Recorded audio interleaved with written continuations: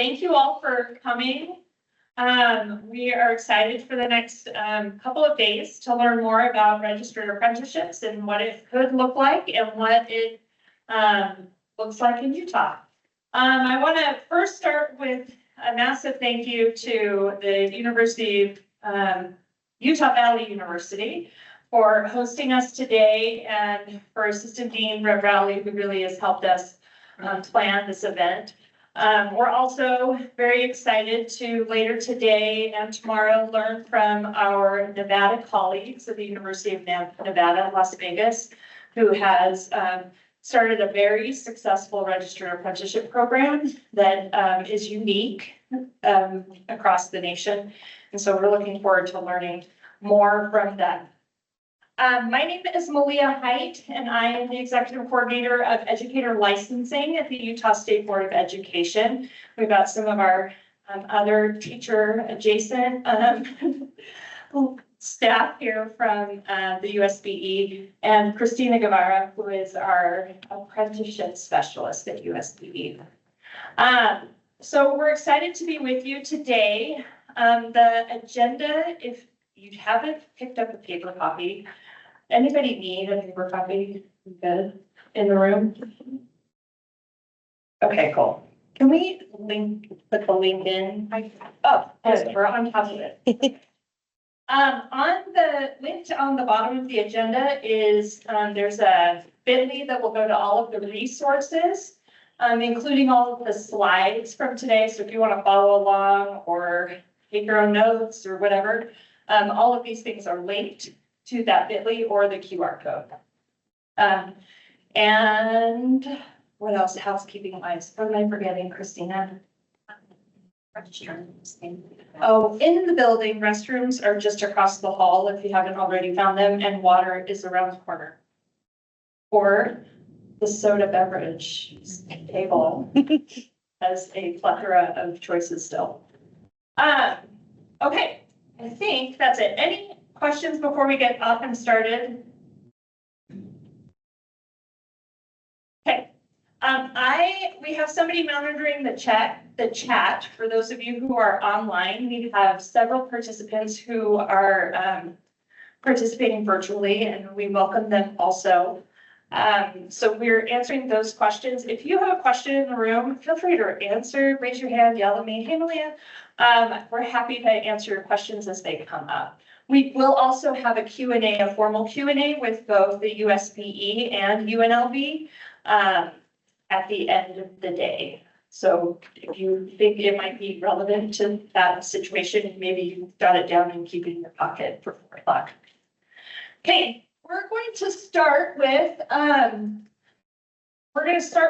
what does our timeline look like for Utah? What's the history of the registered apprenticeship? How did it come to be? And what are some of the parameters that have already been decided in both code as well as administrative board rule?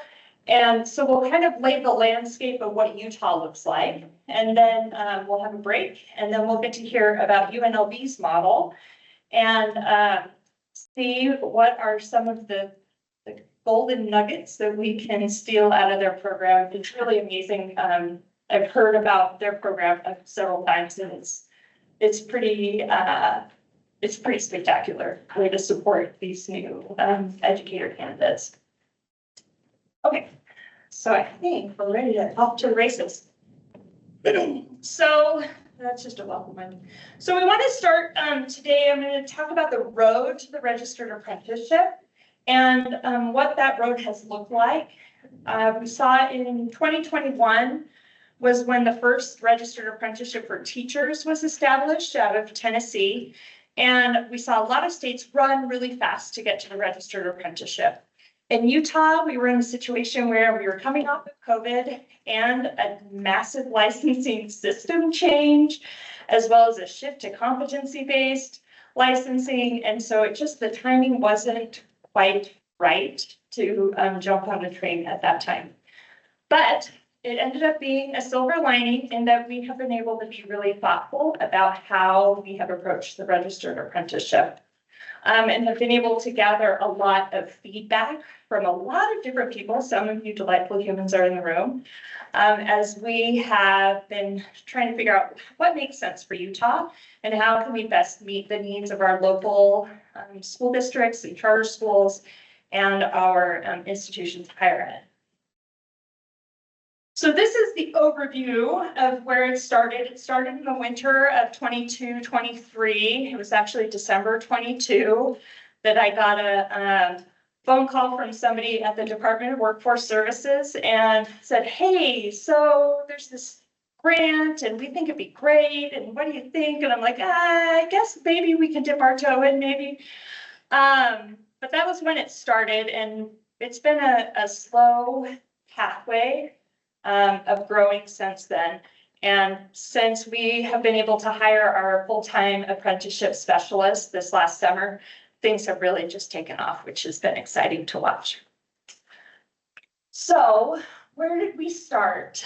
We started with the State Apprenticeship Expansion Grant. And this is a grant that comes out of the U.S. Department of Labor.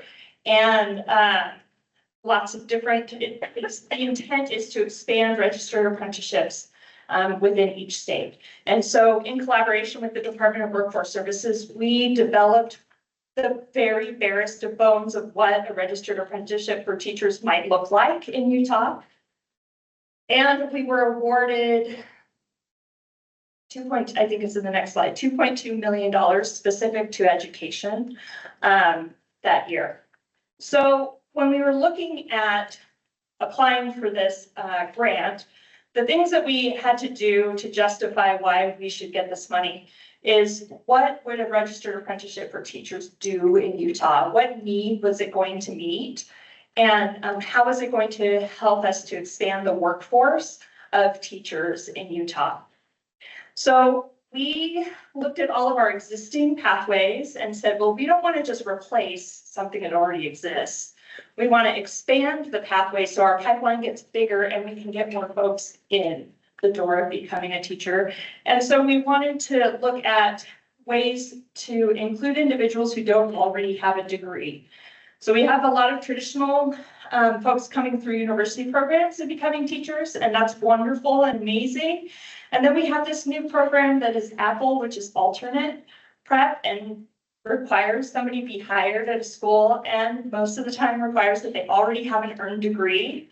But we have a whole bunch of people who want to be teachers, but maybe because of life circumstances or because they're older career changer and don't have a degree, they want to be a teacher. And so that was the population of people we were thinking about. How can we leverage people who want to be a teacher and don't have a degree? And so that was kind of our first thoughts. And in thinking about an apprenticeship program and who runs it, we felt that it would be important for the USBE as the state licensing body to be the intermediary sponsor, which means they are in charge of all of the administrative stuff, to put it in a small button of words.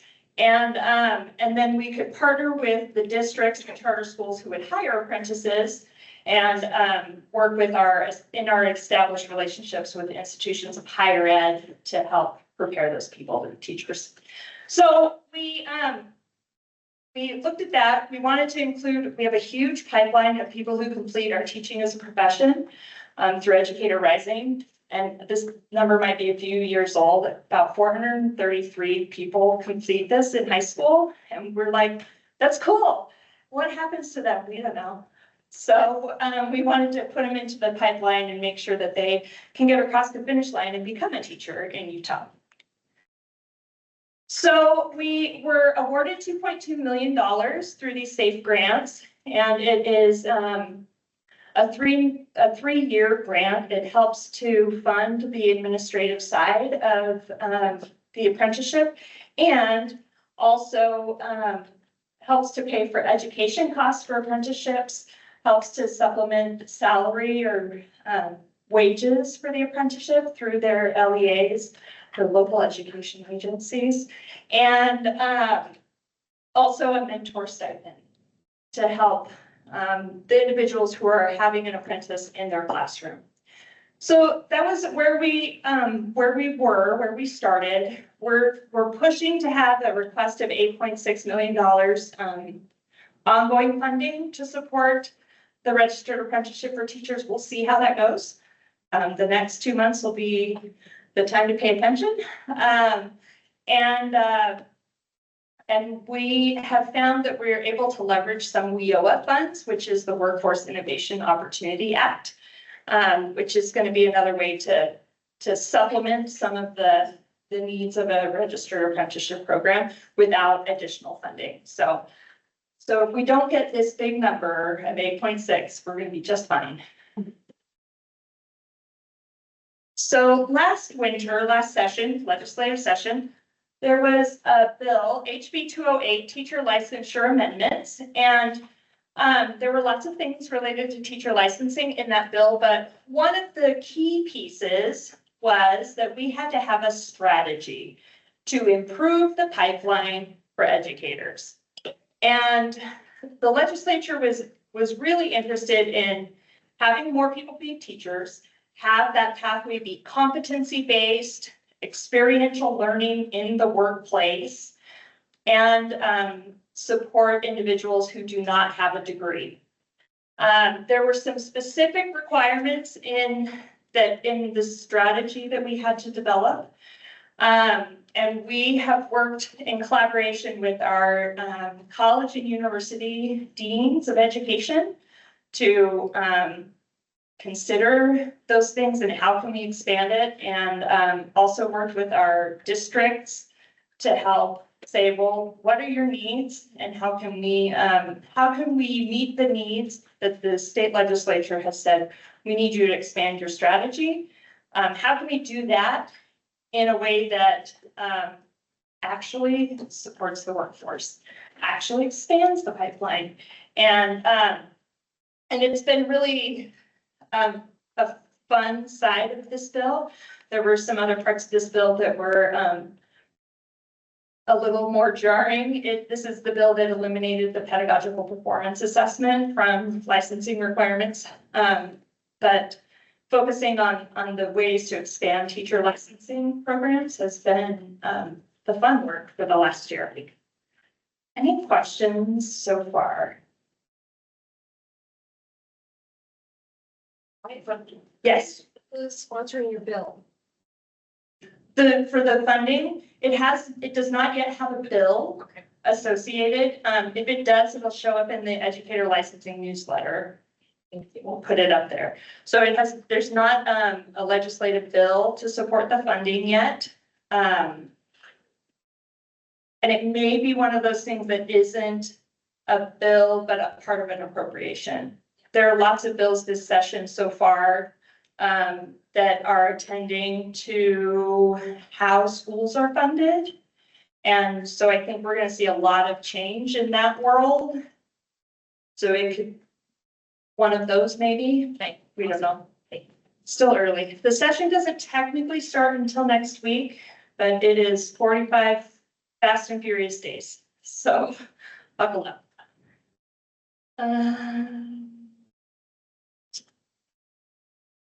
Yeah. So when we looked at the strategy, there were some things that the strategy that we had to consider. One of those was that we had to consider a competency-based approach. Now, this was an easy thing to consider because in Utah, to become a teacher, it's all competency-based. We don't have a course-based licensing system. We have a competency-based licensing system. So if an individual meets these competencies, then they have met the licensing requirements.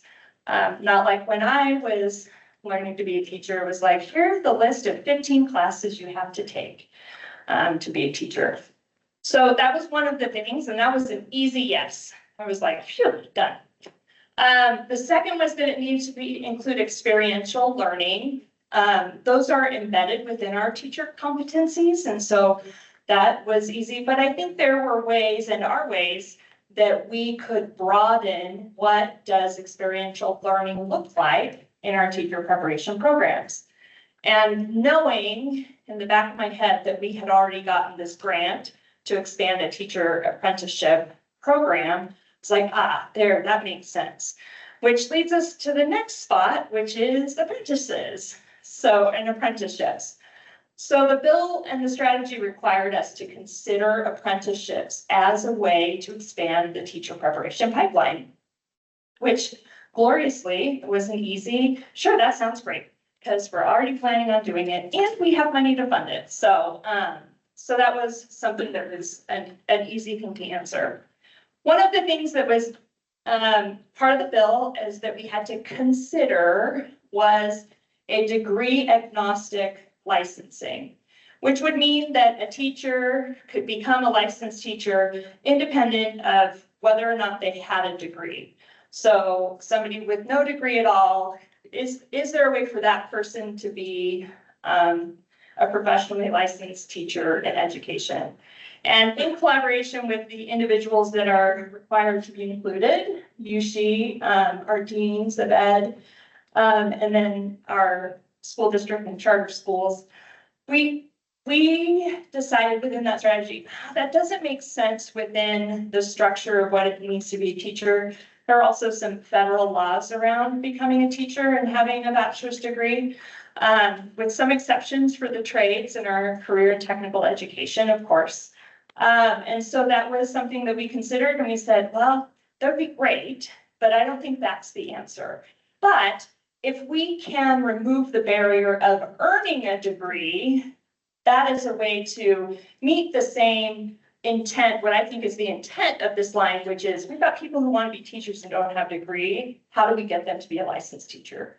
And so rather than removing the requirement, we just opened up a road to try and find a better way for people to meet those requirements and removing some of the barriers around earning a degree.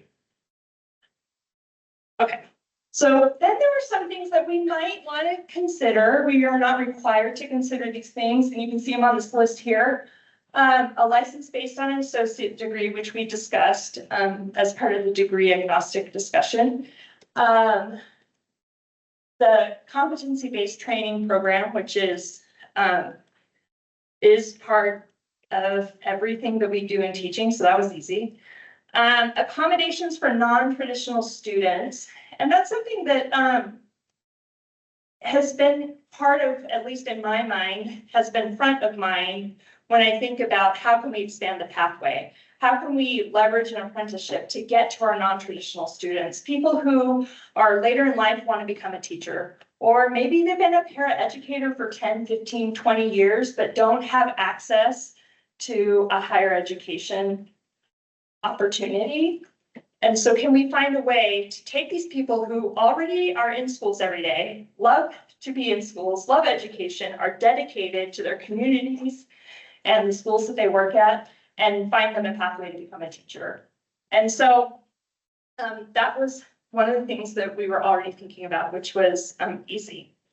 The next one is credit for competency obtained through prior learning. This is something that already lives inside of the Utah system of higher education policy as something that universities should be working on for their candidates. And every university does have a way for them to do this. But some universities, the pathway for getting credit based on prior learning is limited to things like, I passed the AP calculus test, and so I got math credit. Or I passed the IB lit exam, and I got some language arts credit for college. And so we're using the apprenticeship as part of this strategy to try and widen that door so that we have, for example, some of these paraeducators that have been in schools for a couple decades. I know when I was in the classroom as a teacher, my paraeducators had the best classroom management I have ever seen. They knew how to work with kids. They knew how to make connections with kids. They knew how to get the kids to be on task. And so is there a way through the apprenticeship to take those individuals who have that competency and say, because you've already demonstrated all of the learning outcomes for these courses, how do we measure that you have those competencies and then award that credit? And that's something that we're working on, and different universities that are already a part of the apprenticeship are working on trying to figure out, because it's uncharted territory in a lot of ways. So, and then anything else we wanted to consider. So that was our strategy requirements per the bill. And so we decided that our strategy was going to be make a registered apprenticeship program for teachers. Check. So we did that. And we worked on our, on thinking about what that registered apprenticeship would look like with both our LEA partners and some institutions of higher education. The first groups that were on kind of our like first people at the table group that helped us really define what we thought we might want was Davis School District, Ogden School District, and Weber State University. And several of those folks are in the room and also online. And that early work was really helpful to help us define what the Utah model is going to look like. I had a lot of ideas in my head, and I was like, oh, it could do this, or this might be this way. And then learning the perspectives of the people who are actually in the schools every day, they're like, yeah, that's not going to help us. That's not going to solve our problem.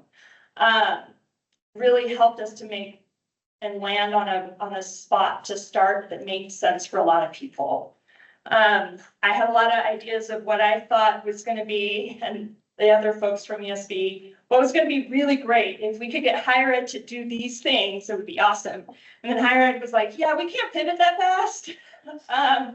And so just finding a realistic place to start was really a pivotal, a really important part of our process. So the things that were the non-negotiables as we worked through what this program would look like was that it was competency-based, which met the requirements of both the strategy required in HB 208 and the administrative rules around teacher licensure. And also there's a state code that requires that it be competency-based. And so, so that was a non-negotiable. The other was that because we wanted it to be different from an Apple program, we wanted our apprentice to not be the teacher of record. We wanted the apprentice to be in a super supportive environment where they were learning the trade of being a teacher without having the responsibility of being the teacher. And we know those first years, I remember my first year, I can't believe I survived as a teacher and how hard it was. And I can't imagine doing that while also learning how to be a teacher. That is just challenging. And so we wanted it to be really a supportive environment. One of the non-negotiables that came out of this early work from our institutions of higher education was that they wanted some flexibility around reporting. Specifically, who was going to claim the person as their enrollee? Are they enrolled in my program? Or are they enrolled in the USBE program? Or are they enrolled in a district program? There's some federal reporting guidelines through the Title II of the Higher Education Act. And so we needed to build in the flexibility so that what made sense for each university or college would make sense for an apprentice to be in their program. And so that was one of the non-negotiables. Initially, we wanted to start with elementary education because that is our only critical shortage area in the state of Utah. This is based on our teacher shortage areas that we have to report to the U.S. Department of Education, and it determines our THBEL teacher scholarships in Utah. And elementary is the highest need. We have the most underqualified humans in the education teaching profession are elementary teachers. And so I was like, well, we should just start there. But in working with our LEAs on this early thing, they're like, dude, elementary teachers, we can figure that out. Like, that's something we can do, but we need a way to get more special education teachers. And because that was such, that was like, for some of our LEAs was their non-negotiable. They're like, if we don't get this, we're out. Like, I'm not interested in an apprenticeship for elementary teachers only. And so then we said, okay, then our non-negotiable is we're gonna start here. We're gonna just start with elementary special ed. And so that was where that came from. Ideally, I would have loved if our apprentices were full-time. I would have loved if they had benefits and all of these other wonderful things, but the reality of finances within an LEA, can be prohibitive. And so we worked with our model and said, okay, they don't have to be employed full-time. They can be employed part-time. They can be employed a little bit as an apprentice and more bit as a paraeducator. And so those are some of the things that those early conversations yielded and created this list of our non-negotiables as we were moving forward. Over the last several years, we've been looking at the successes and pitfalls from other states like Nevada, Gold Star, and some other states that maybe were the first people to be at the apprenticeship table nationally. But after having in their first cohort, they had 110 people sign up. They had 8 finish the first term. And so we said, okay, well, what did they do? And why didn't it work? And what can we avoid in our Utah model to do that? And so those are some of the conversations that we had within our small group in Utah, and also other national networks of people who are starting apprenticeships. I've talked about, we wanted it to be different and we wanted it to be supportive. So this was what was our framework for non-negotiables. This is like, anything else we can change, we can fuss with, but this is like we're gonna draw the line in the sand. So, any questions just yet? Christina, can I ask you to get me water, please? I forgot it. Okay. Do we have any questions on the line? People who are online? No, Need to answer? We're good? no, Christina got them. Oh, cool. Oh, I guess I could. It only shows her sometimes when she moves, but it doesn't show her. Okay. So in the spring, we were able to post and hire a registered apprenticeship specialist, which is Christina Guevara. And part of her, I think it was in your first week, I said, okay, we need to write a board rule like now to establish the registered apprenticeship program. And she was like, okay.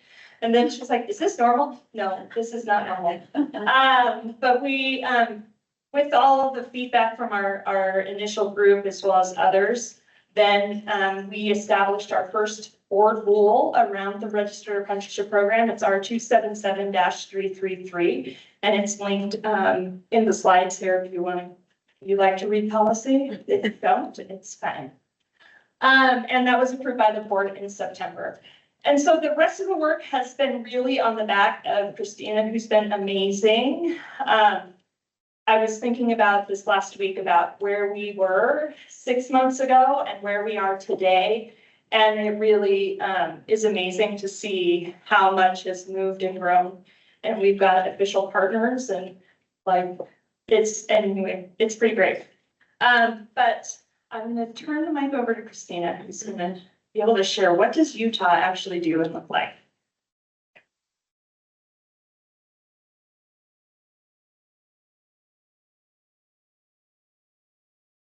The big button. Perfect. Yeah. Well, welcome everyone. I know a lot of you have seen my email. You've seen me online. I joke that we probably would be more familiar to each other with a rectangle around our faces. So I'm glad that we could be here in person. And again, thank you for all of your support, especially from the get-go early conversations and inquiries about the program and bearing with me, as I'm sure a lot of my initial responses are. We will figure that out. We've figured a lot out, and I do say that as a we. So where we are currently is spent a lot of time over the last several months developing the elements of the program and really becoming more educated on what it means to have an apprenticeship, which is a very different approach. So as I've spoken in a few of our trainings and our conversations, just saying, bringing together the framework of an apprenticeship with the benefits and the proven practices of an ed prep program is really what the Utah Registered Apprenticeship for Teachers is all about. So developing all of the activities that are required, not just by a traditional EPP model, but making sure that we're also attending to all of the requirements of being registered with the Department of Labor. So if you've had the opportunity to take a dip into the URAPT handbook, you know that it's a pretty heavy read, but that's hopefully for good reason. So that way, any partner who comes to this resource can really identify specifically what is your role, top to bottom. Here are your documents, here's who supports you. And so trying to really design a program, knowing that we have so many different perspectives, that we were being very mindful of those different perspectives, particularly when it comes to the pre-apprentice and the apprentice. So although they're very welcome to read the 60+ page handbook, they also have a smaller, lighter version. And hopefully that helps to keep them engaged with the program. Additionally, we developed applications with many of you have already filled out, so thank you, and you're our partners today. We have many support documents that got created, and that really came from going through the Federal Apprenticeship Academy. So understanding what's required from the federal level as they are our sponsors, our supports of us being a sponsor through the Office of Apprenticeship, providing or developing the orientation training materials, creating a Canvas course, and then planning the event for today. And again, big thank you to Red Raleigh from UVU for really kind of lighting the fire under this opportunity for us. So for our model, we really are looking for our apprentices to benefit from the earn and learn option. We wrote into board rule what those minimums are going to be for an apprentice to start as they demonstrate their 37 competencies. As they work from 0 to 20 competencies, every apprentice level 1 will start no less than $18.21 an hour.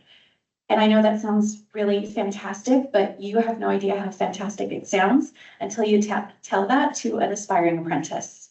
I've had an opportunity to speak to many of them. Our wonderful support Mid-A has also had the same opportunity to speak with them. And as soon as we offer them that idea, they can't believe it. And when we then tag on, and we'd love to pay for some of your schooling, $10,000 a year for up to 3 years, they're almost blown away about the fact that this could be their reality. Teacher preparation really is in Utah competency based, and that's what we're continuing to promote within the URAPT, making sure that we are valuing the experiences that an individual comes to the position with. So we have a wide range of interest within our community. Those who are just coming out from high school and saying, I want to be a teacher. I've had a few seniors in high school right now, like I'm graduating in May and in June. I'd love to get into this. So exciting. Connecting back to our CTE pathway, making sure that we continue to elevate those who are in the teaching as a profession pathway. But then we also have a whole other group of individuals who have been in the schools, have been working in as support staff, paraeducators, paraprofessionals, who are really seeing the possibility of stepping into that role, because I'm sure we've all had a similar experience where we have, as Malia said, those wonderful support staff in our classroom who really could step up and run in the classroom and just blow the rest of us away. That was definitely my experience my first year teaching.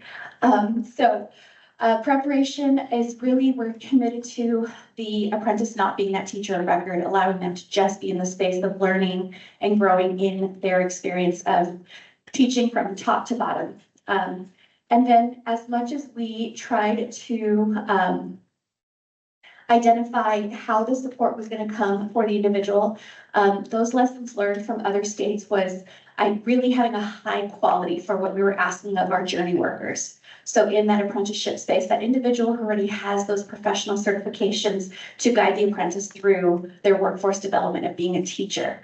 So we are looking at them holding endorsements that really support them to support an adult learner. So that's very critical, and we're very proud of that requirement that we have in place. Again, they'll work with that qualified teacher. They'll serve that individual serve as the teacher of record for them. Related instruction providers are colleges and universities, and I cannot thank those enough who've already signed on and joined to really partner with our LEAs to provide that related instruction. Want to make it so clear how vital and important that instruction is going to be to the success of our apprentices and ultimately resulting in better student outcomes. And that's what we're looking to do is have qualified teachers and graduates of our program. And lastly, as much as we try to limit to elementary and special education, the need and the interest is so great that we really opened up all of the licensing pathways that we're hoping to offer through the program. And those are pathways that are license areas that you can see here. So elementary, secondary, special education, preschool special education, deaf education, and early childhood education. And at this point, we have 2 of our 3, at least right now, phases of the UWrapped outlined. So our pre-apprentices and our apprentices. And then we're hoping very soon with our CTE friends, we're sitting right through the back, wave CTE friends, to connect to our CTE pathway for teaching as a profession and really having our students, our juniors and seniors in high school who have committed to that program, to have them also take that easy transition into an ed prep space as soon as they graduate, if not ahead of that. Our road to teaching, Malia discussed the options that had been in existence. Since we launched the development of this program, at least when I came on board in July, we did add on that pre-apprenticeship opportunity. So as I speak to interested candidates who have been reaching out, I heard about your program, I saw a flyer, I saw something on the news. Tell me about the difference between a pre-apprentice and apprentice. And the answer truly is how many credits do you have? How much college coursework do you have under your belt? We're helping individuals earn what they need to be qualified to apply for a full apprenticeship. And that would be our pre-apprenticeship phase, which is really an exciting opportunity. And a lot of that excitement has actually come from you all, especially in our LEA, saying, I've got these great people who aren't quite there yet, but they're the people this program needs to be designed for. And lo and behold, there came our pre-apprentice program. So really committing to helping all of our teacher candidates in the state of Utah end up in the same place. But as you can see, how they get to that finish line, how they join the teacher community is going to be different depending on where they start and where they're able to jump on and join us. And then now you can see our linear outline. So if someone were to start as a pre-apprentice and serve for 2 years, learning the role of a paraeducator, that is the focus of the pre-apprenticeship, is that they're completing their first 2 years of instruction.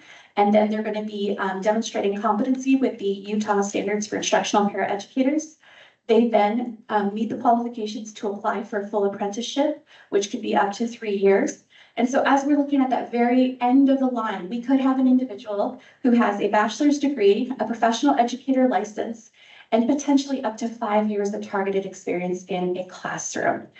I don't know about you all, but as I was hiring teachers for the LEA I've worked at, that's really enticing to me. Someone who knows what they're doing and comes in with a good lot of solid experience. And so these are the opportunities we want to continue to grow and ask for everyone to continue to offer those creative ideas and how can we expand this program further and further. So where we have been for the last few months is partner acceptance. You all, a good portion of you participated in our information sessions that we held in October. Applied. I had some that applied like the next day that the application went out. So again, that excitement is so rewarding to see that you're just as committed to this program as we are at the state. We have brought on quite a few LEA partners and IHE partners, and they're listed, I believe, on the next slide.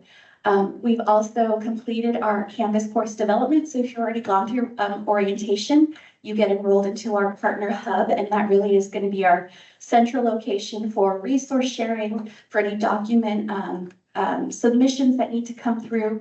As the sponsor at USBE, will be the ones who take the documentation required to get to the federal level and get those submitted. So trying to really take a lot of that busy paperwork out of your hands and let you be just the university and the amazing instructors that you are, teach our candidates how to be teachers with the technical knowledge. And then in the classroom with the on-the-job learning, our LEAs, our employer partners, giving them those hands-on opportunities and letting us do kind of that footwork in the background.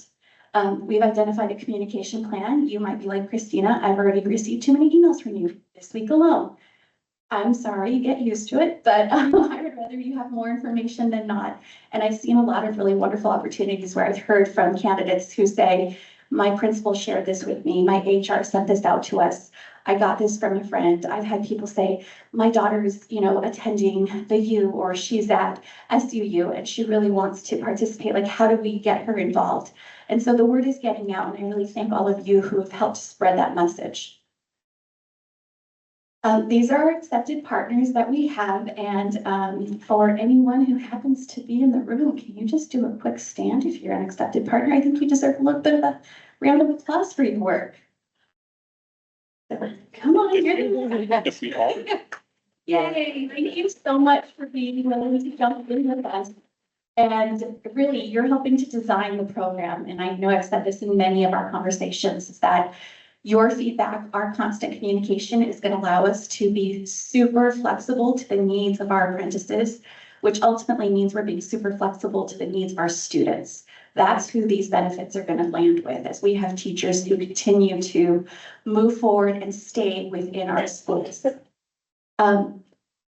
We are also looking at our next steps. So this is where this symposium takes flight, is we want to make sure we continue those conversations, that we're continuing to plan and move forward. So we have partner trainings even set up as it's recent. I did a few of them yesterday. I've got a few of them on Friday. And I'm really excited. Those partner trainings have been going well. A lot of really good discussions, a lot of really important questions. So if you've not gone through your training yet, please come ready with questions, because every time you speak up and have us really consider another option for one of the requirements, that's going to just open more and more doors for future candidates. We also have our job postings that will be coming up as the LEAs complete training and then are able to post their open positions. We have our program resources, and we'll be doing competency assessment trainings. We have a competency assessment for the pre-apprentices and then one for the apprentices. And so we're very excited to offer that. We're looking to register our first cohort, and really we're looking at like game day signing, like they have joined the team. We want to make sure we can get there, we can get their picture, we can support them, we can really rally around our apprentices as they take this step that maybe they didn't know was an option for them prior to this program coming into place. Lastly, we are going to look at partnering with you all to really connect with our legislative partners to increase the opportunities for this program by trying to rally some additional funding. So if you have any friends out there who might be able to support us in this space, please share this information with them, because we want to make sure that they feel very comfortable knowing what we're doing as a group. Again, looking to create youth apprenticeship. And then we were very excited to hear that our superintendent was interested in us exploring the opportunity for principal apprenticeship to continue to train and qualified leadership within our state. More resources for you. Again, if you've received my information, you know they're everywhere. And so I do want to thank you for your time and offering you more information about our program, but I believe we are right at a break. That was some good timing. So please go ahead and take a break. I think we have the next 10 minutes or so, 15 minutes, but we'll go ahead and call you all back. So thank you again for your time.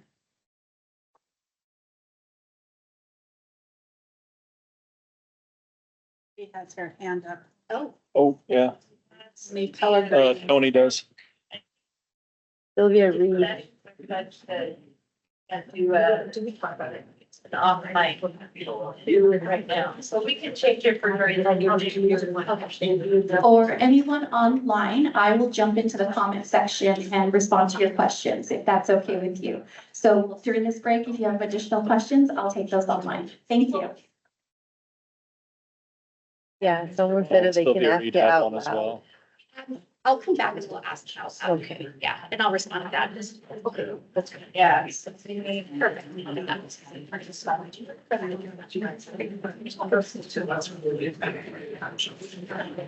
it is. And it's growing like every day. There's like. Yeah.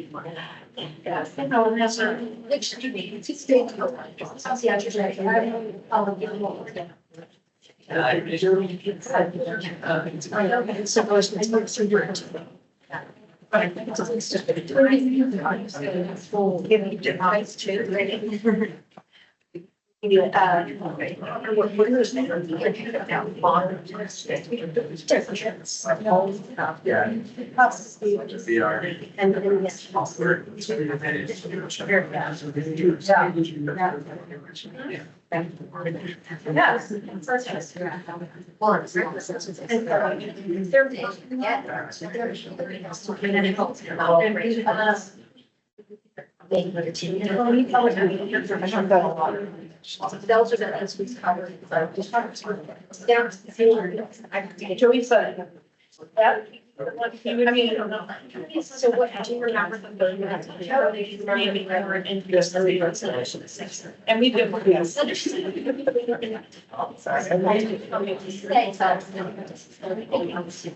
Yeah.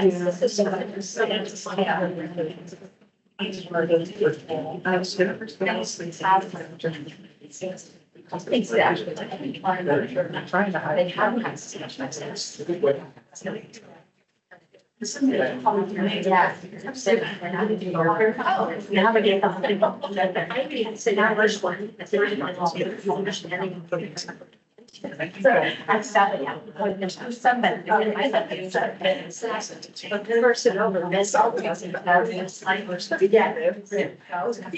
I think we have ones either shirt.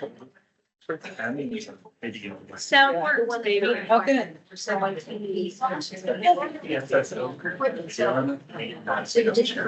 Yeah. What? That CCSSO video, they like that we shared. Respond. So interesting. Yeah. And I'm more excited about these searching ideas because of that. Yeah. So cool. Yeah. I'll be all right. No, but you, but it tells you the. Well. If you stand by the, if you stand by the sun, We'll just hide behind the. it is warmer in the sun. Imagine. I used to like, you know, I like that. I like that.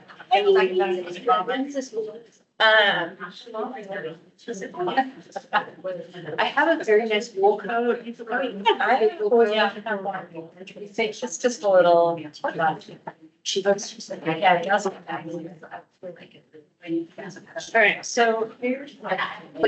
Okay. We put those forward, but those backwards. I don't think this works. Oh, it does. You can use it to click.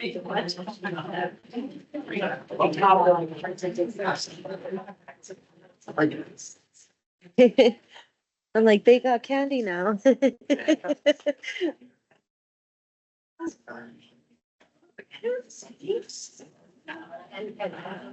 Yeah, AFT,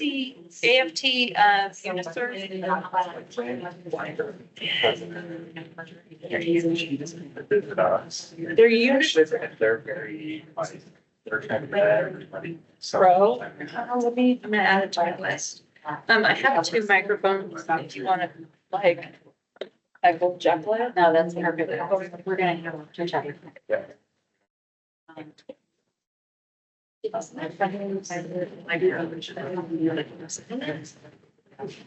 Problem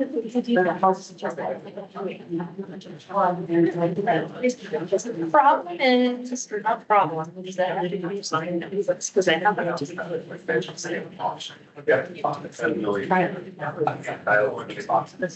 Oh, yeah, I'll do it from Mac. Yeah, let me change the setting. Make me do some options. We'll maybe do that first. Yeah.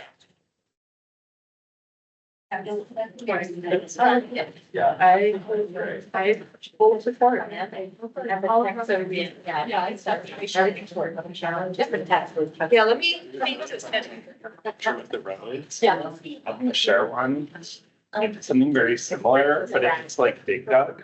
Yeah. Oh, nice. And like, they were like, really, I was really proud. She's really graphically minimal and got into colors and stuff. Yeah. Yeah, I did something similar and I was like, we had this great graphic and you could just see everyone. Like that one. I got that result from our graphic artist earlier.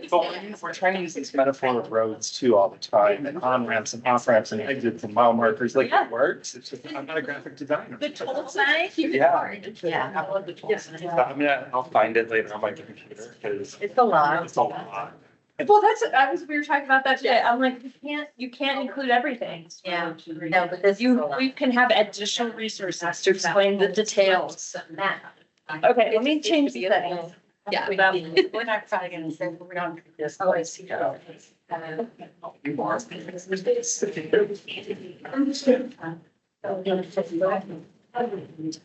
Where was your favorite thing about whatever? I'm paid balance it.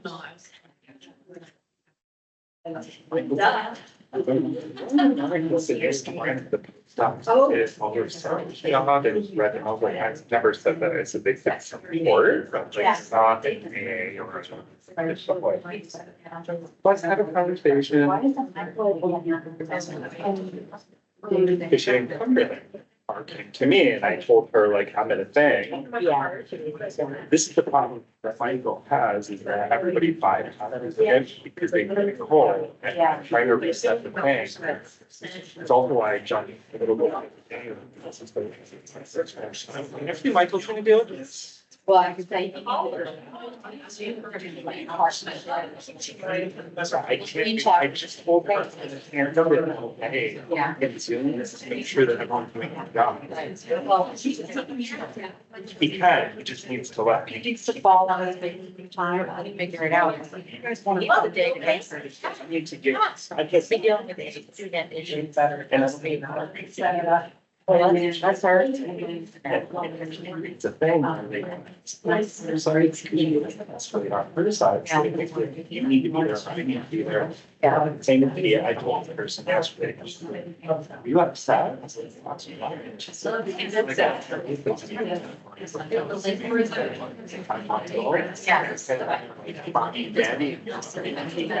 and you claim to know that I need support, and I need you guys to go to him. And he can can't go to. This is a legal issue, right? So you're making the data request, and I was like, that's Sarah. Yeah. That's just for my, it's hard. Yeah. It feels really warm right here. It's like in the water, it's like water where like one part is warm. And you go, There's 6 areas, sit there. And then I noticed They have to do this.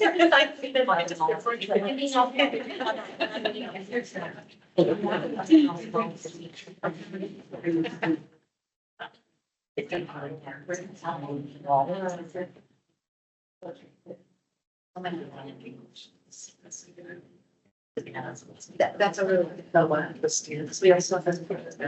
Teacher.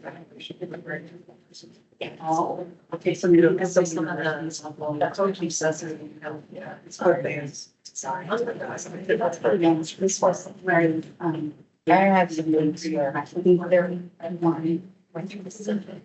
Of course, So. No, I mean, they're writing them down, but I've heard. I find it hard to just make sure and have some. I'm Pat, but. yeah. Well, actually, what I started doing is I only have two, like I always have to extra. So I have like carry-ons, ones in my closet already packed for upstairs. Because I'm most stressed. That's why I do the sleep bag. Do you 2 sets of toiletry things? Trying to get. That's why I had to go with brown, because that because it's. So they use it. Still. Yeah, Well, what are you wearing today too? I have so much of it. The problem is I don't have pants to fit. Yeah. So I have to get some pants less than time. Yeah, it's probably good time. Hey, that's just awesome. Yeah. You're not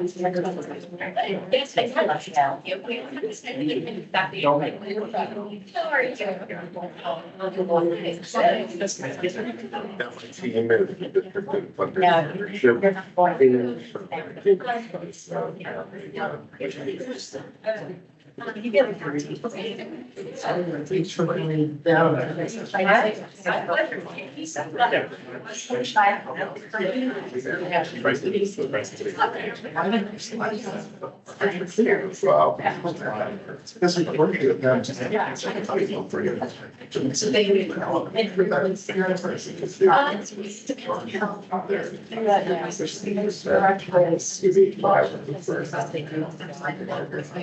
That's another one.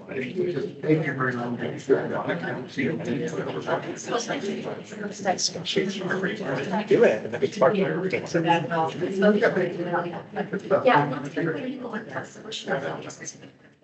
We work in dollars. I always love it. We could do team.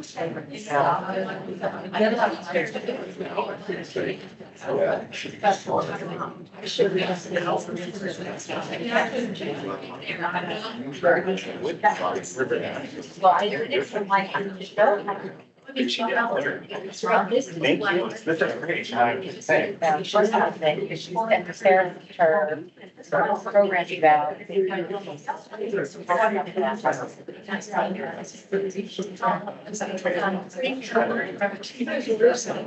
And you know what?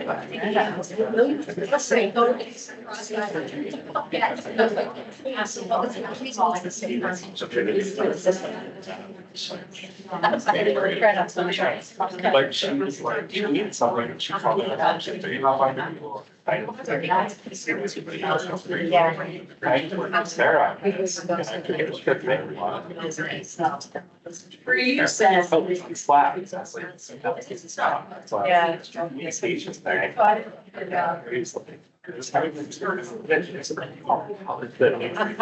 So she's already been recognized now, that's dangerous. Yeah. Yeah.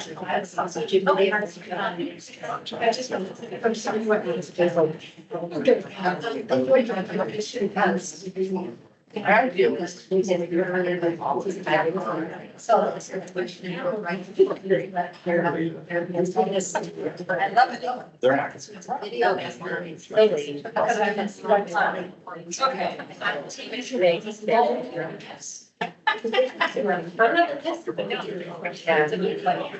Maybe benefits of Whatever. Yeah. I'll schedule it for. Is it one space? I do like that. I do We'll too. see how things go. Now, but it's not really like that. These like teaching how to do spaces. They're doing this, but maybe it's a when they say. Yeah. You should watch it.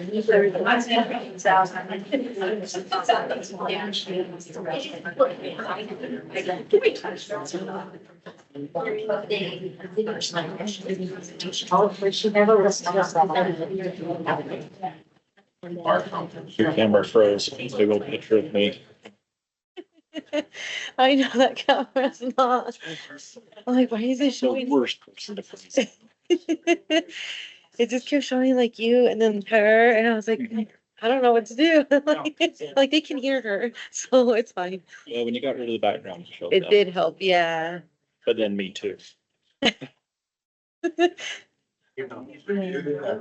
Oh, it's showing Malia. My slide or my screen. Yes, yeah. Okay, I don't know why it says that I'm not joined. Oh, Well, we're still seeing your stats. So. yeah, we can see your screen. Great, we're gonna call that. Oh. And do you have sound, Brett? We're gonna have somebody. That has sound. Yes, somebody can hear me. But I don't. Oh, like her? Oh, Like did you unmute her? Let me see if I can unmute. I think they're muted. Allow them. Yes, I can unmute. Yeah. Okay, we're gonna get started. We've got one participant who has a question that is best done audibly via the chat. And so, Sylvia Reed from Utah State. Do you want to come off mute? Will it let you come off mute? Oh, No, I think I can unmute. Oh, maybe now. I mean, my question got answered in the chat. But it has to do with us being the land grant and the statewide, the university that has statewide campuses. We have students all over the state. And I'm just thinking about having a formal MOU with every single LEA, which could be bajillions when you count charters, for any student who contacts us and would like to participate. And I understand that, Christina answered, yes, you have to have a formal MOU, but I wonder if there is a way to do some kind of, I don't know, MOU with USBE, something, just because of, and it wouldn't just be us. I mean, I could imagine other universities, once you start thinking about charters, if they want to participate, it could start to become dozens of MOUs. Yeah, I mean, we can look at trying to find a way to simplify it. The challenge is that there has to be a relationship, like with an understanding of whose job is it to do X, Y, or Z between the IHE, the Institution of Higher Ed, and the LEA. So that's the challenge. But there could be other ways to solve that challenge than having an MOU with each one. And we can think about it. there are model MOUs, so it's not anything that. No. But it is a barrier. So if a student is trying to enroll, and let's think about these students, they're probably going to be non-traditional students. And, they may be trying to do this at the last minute. Let's say they're trying to register for a semester that is about to begin in 2 days. Getting an MOU in place in that amount of time can be challenging. So anyway, I'd love to keep thinking about that. Yeah, we will certainly keep thinking about it. One of the great parts about how we have planned it is that we have a small rollout. So we're not gonna start with several thousand people. We're gonna Right. start with a handful of tens. Right. Yeah. Any other questions from the online group that we can answer before we turn the time over to UNLV?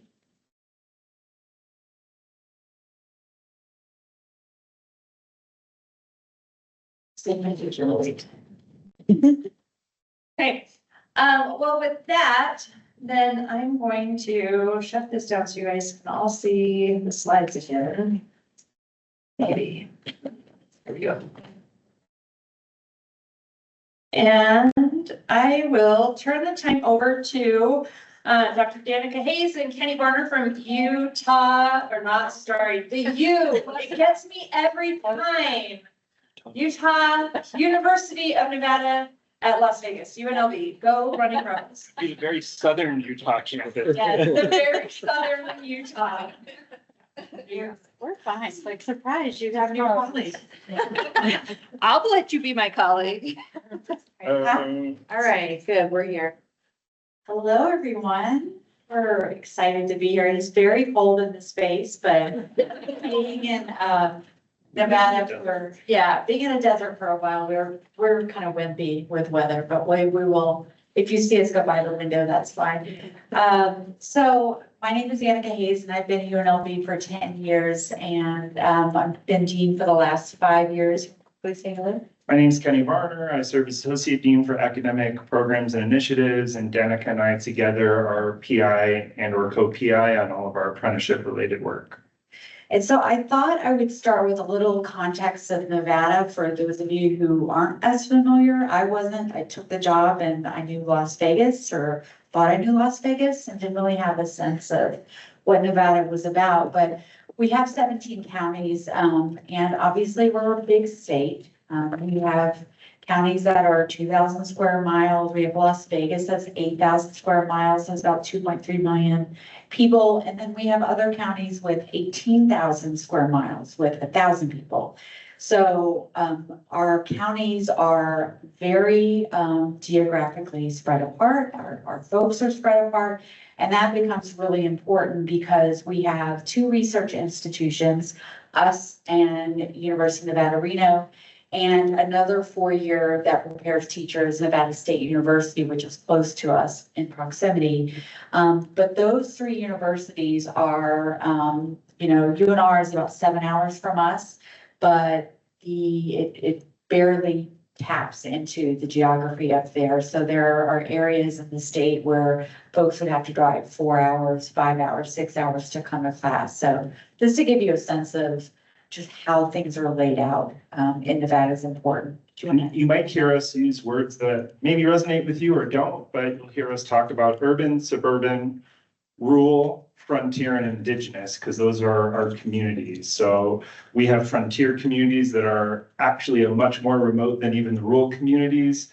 And then we also have indigenous communities that are completely autonomous from some of the state in terms of how they organize their schooling.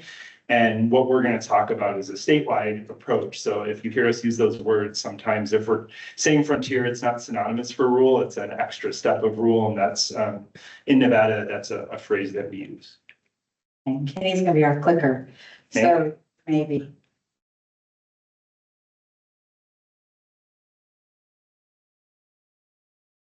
So as we talk about apprenticeships today, you're gonna, one more, you might hear big numbers, big dollar numbers, all these things, and we'll explain kind of how things started, and we hope that you can steal or get inspired by some of the elements that have been fairly successful for us versus like, oh, we're never going to be that big, or we can't do this because of this environmental barrier and so forth. So today, this is what we're going to kind of chat through. We'll give you a little context and background information about the teacher shortage, the demographics in Nevada. We'll talk through the registered apprenticeship, of course. As part of that, we'll go through clamps that include wraparound supports, what that looks like. And then we're apparently going to have a collaborative discussion. So there we go. So we are first and being last. We're very proud of that. Yay, Nevada, but before you make fun of us, you're 49. But this is a map of the teacher shortage concentration. Red is bad. And then as you can see, dark green is pretty good. So this is kind of where we set the stage, and that's why it's really exciting for us to partner with Utah and our other Western friends, because we are kind of in the same boat. We have actually several shortage area. I mean, everything's a shortage, you'll see, but elementary is one of them, but we really suffer in most areas except social studies, I think, oddly enough. All right, so I'll give you that. And so just to talk about our suffering a little bit more, on any given year, this was the average for 21-23, which is the most recent data we have, but we were short 2755. Now that's a big number for the state, but it's very underreported because, as you know, we all get very creative in how we report data, depending on who we're talking to. So we believe that number is really reported. The other piece of this is that traditionally our institutions, our three that do prepare teachers, would prepare around 785 teachers a year. And so obviously this is just going to continue to get worse because in Nevada, over the last decade, the population increase every year has been 2% on 2% on 2%. And so we're not keeping up, and certainly with the population increases, it's going to get worse. And so this is just a frame of what our Nevada teacher and student demographics look like. This has been pretty consistent since 2020. So if you see statewide on the left-hand column, that most of our teachers are white. That's pretty standard across the nation. And then it breaks apart a little bit, 12.1% Hispanic or Latino, 5.6 is Black African American, 3.1 Asian, 2.1 would be other. And then our students, however, You can see our larger proportion of students or Latina at 44.9. So obviously we have this disparity in the demographics here. It's just proportionality. Just want to share a few teacher pipeline impacts as we jump into the apprenticeship piece. So on average, every year, there's about 1,200 teachers that are not in Nevada classrooms, or 1,200 classrooms without teachers in it. We say that a different way. That equates in Nevada to about 30,000 students without a licensed teacher. And this is some of the impact in terms of on the student. We know that students that don't have a consistent classroom teacher has about a loss of $61,000 in lifetime earnings. Per year that they don't have a licensed teacher, and there are Nevada kids who over 7 or 8 years have never actually had a licensed teacher. For sure. Through their K-12 system. And we're gonna interrupt each other a Yeah, lot that's because what we we do do. that. So, it's fine. We're not being passive aggressive. This is the way we communicate. So, and then the cost of, and I know that you all face this too, it's about $20,000 to replace a teacher. And do you want to say more about the statewide retention efforts? Yeah, so one of the things that you'll hear and part of the argument for why we became an apprenticeship, and we tell you the context of our story. We were doing something that ended up being our apprenticeship before we knew to call it an apprenticeship. But our intro to this was through the Department of Labor, and kind of what Danica has been doing as dean and what we're committed to is thinking about workforce development and the idea that it's not just teacher shortage that matters. When there's teacher shortage, it has a pretty negative impact on the entire economy of the state in all sectors. And this is part of our work with the legislature to educate them. We're lucky about 30% of our legislators are teachers. That's unique and kind of fun. So teachers are former teachers.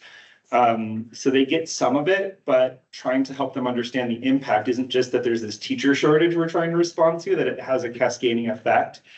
And that similarly in this time though, since 2015, the state has spent like 24 million on teacher retention with almost no impact. And so a lot of money was being thrown at something without actually getting much of a return on investment. And so we kind of shifted into this apprenticeship mold. So that's a little bit of the impact. To stay on this for once, Yeah. before we get into the apprenticeship, that's a nice segue about things that we were doing in Nevada that we thought were good ideas. They just aren't. One of them is we threw lots of money at students and it didn't change our graduation rate. So in the teacher prep programs, our graduation rate in traditional programs is anywhere from 50 to 60% of all that enter, depending on the school. Obviously, that's not great. You already have a shortage issue. Some other things that our state has tried that has not worked really well. J-1 visa programs. We could do a whole session on that, but those are obviously temporary Band-Aids to our system, and it's not good really for anyone. Folks coming in and for the students. And then another thing was grow your own dual enrollment, concurrent enrollment. The traditional thing was we'd have several hundred high school kids that were in CTE programs to become teachers. And then maybe 1 or 2 a year would go into the universities. And we were talking about this earlier about, we don't really track it well anyway, what happens with these students. But because we were so fixated on a certain way of grow your own, we would have a few students in the school that were interested in becoming a teacher. And then they had to fill a classroom, so they put 30 random kids in there to fill the class that didn't want to be a teacher. And so by the end of the semester, the kids that wanted to be a teacher didn't want to be a teacher because there were such these negative messages that were out there. And so we had to do a lot of changes, and we'll talk through youth apprenticeship a little bit later. But that was one thing that we really overhauled is dual and concurrent enrollment because it doesn't work the way that it's done as a concurrent enrollment model. One of our faculty members is a parent of a high schooler. He's actually going to Utah to become a nurse. He didn't want to be a teacher. His school put him in the teacher CTE program and he had no ability to get out of it. She prepares teachers and he was like, it's a cool course because I guess it's sort of easy. They just do this and that. It was such a negative experience for him. And he's like, I don't want to be a teacher. And so all the kids in the class heard from all these people that didn't want to do this over and over and over again. And their rates of retention statewide in those programs have been very low traditionally. So with that context in mind, what were we trying to do? But even before we became an apprenticeship, we were trying to think about this sort of leaky pipeline of all these folks that might want to be teachers and what ends up happening not only when they finish their program, but how are we sustaining them through the first 3 years in their teaching? And the answer was not very well. And it tied to three sort of big areas that we just didn't see statewide many pre, during, and after program wraparound supports. So in Nevada, like a lot of states at graduation, there's hugs and kisses and everyone's happy and then it's have a nice life and the university kind of checks out in a lot of ways. Cost of attendance and logistics were a primary issue, and program and flexibility were the big things that we did. And I don't know if you want to talk about kind of where we started before it was an apprenticeship, the first cohort, just to talk about them where we learned the next part. Sure. Yeah. And I'll just say this, higher ed institutions have a bad reputation, and I think traditionally because we're looked at as something that's too expensive and not relevant to the workforce. And so as we were thinking through these leagues, we were running into some of these attitudinal issues about, well, I can never afford it, it's not for me, I'm gonna learn on the job anyway, et cetera. So we were dealing with that, but just to Kenny's point, so in COVID, we're all sitting around like everybody else. And our president said, can we look at doing a free master's for teachers? We really need to fix the teacher shortage. Well, I was like, well, that's not gonna actually fix the teacher shortage. That's just gonna credential teachers, which is awesome, but that's not gonna do it. So we had talked through some ideas and thought of a way to design a grow your own paraprofessional program with, we started with a cohort of 36 students, but with the emergency money that a lot of us got, he committed $500,000 to this first cohort where we use that to pay their tuition fees. And in the interim, we designed the curriculum online. We took 60 credits and put it into a one-year program, and we'll talk through some of the details of that. And they were guinea pigs, unfortunately, but I think we lost one out of the 36, the rest graduated successfully. So we learned a lot from them. And we also made a lot of adjustments after that first cohort, and that was 12/21, correct? So what we did with that was when we had these ideas of where it wasn't working, that pioneer cohort or the guinea pig cohort, we wanted to learn with them as well. And so what we said is, we don't know what we're doing yet, but we want to figure it out with you. And so with them, what we tried to figure out were 6 ways in which we could clamp leaks in the pipeline, and it became the precursor to our apprenticeship program. So the first thing that we learned with them was that there wasn't really active recruitment. And so nobody had really asked them what their interest was. These were all paraprofessionals and school support staff. Most of the university efforts were on 16 and 15-year-olds and getting them to think about college, the traditional age student. And so they said, you can't just sort of send us a flyer. We need to be recruited in a different way. And there's all these other people that are my friends that might want to be teachers too, and you've never talked to them. And they said, that's cool if you do it, but even if you recruit us, if you don't help us figure out how to do this and transition us, it isn't going to work. And most of us had a pretty terrible experience with college once or more in our lives. These are people that were older. For whatever reason, they started and stopped in many cases. And they said, so it's not great, recruit us, cool, we want you to do that, but we also need you to do something more than recruit us. And then they said, even if you do that, we need the financial support. So what was interesting was money wasn't the first thing they led with. That what they led with is, you haven't really talked to us and you haven't meaningfully onboarded us. But then once you do that, we need to know that you're going to pay for it. And they had no out-of-pocket costs. Turns out when we start talking about apprenticeships in our state, that's a legal requirement of apprenticeships, is that they can't have out-of-pocket costs for any instruction. We were doing that before we became an apprenticeship, so we're going to talk about that. And they said, cool, even if you pay for it, like, it doesn't matter if I have to give up my job. I make $23,000 a year. I have 2 kids. I can't not work for your 10 a.m. class that your faculty member loves passionately teaching children's literature from 10 to 11:30 in the morning, because that works for him or her. doesn't work for me. And so they said, even if you do these things, if it's not a flexible program, and if it doesn't meet us where we are, it doesn't matter that you found us, it doesn't matter that you onboarded us, and it doesn't matter that you're willing to pay. And to Danica's earlier point, that's where we really sort of discovered statewide that the money wasn't what was making the difference, if it was still a giant hurdle to being able to be in the program. And they said, even if you do all that, we're a little bit nervous about what it might mean as we start to transition out of the program, and coursework alone isn't going to deal with how do I develop this sense of who I am in an ongoing way in a professional development mindset. And they said, we need professional development embedded into the program and after that isn't part of the coursework. We don't want everything to be attached to a 3-credit course. They pushed us to think about PD different. And then they said, even if you do all that, if you leave us in our first year, we will quit.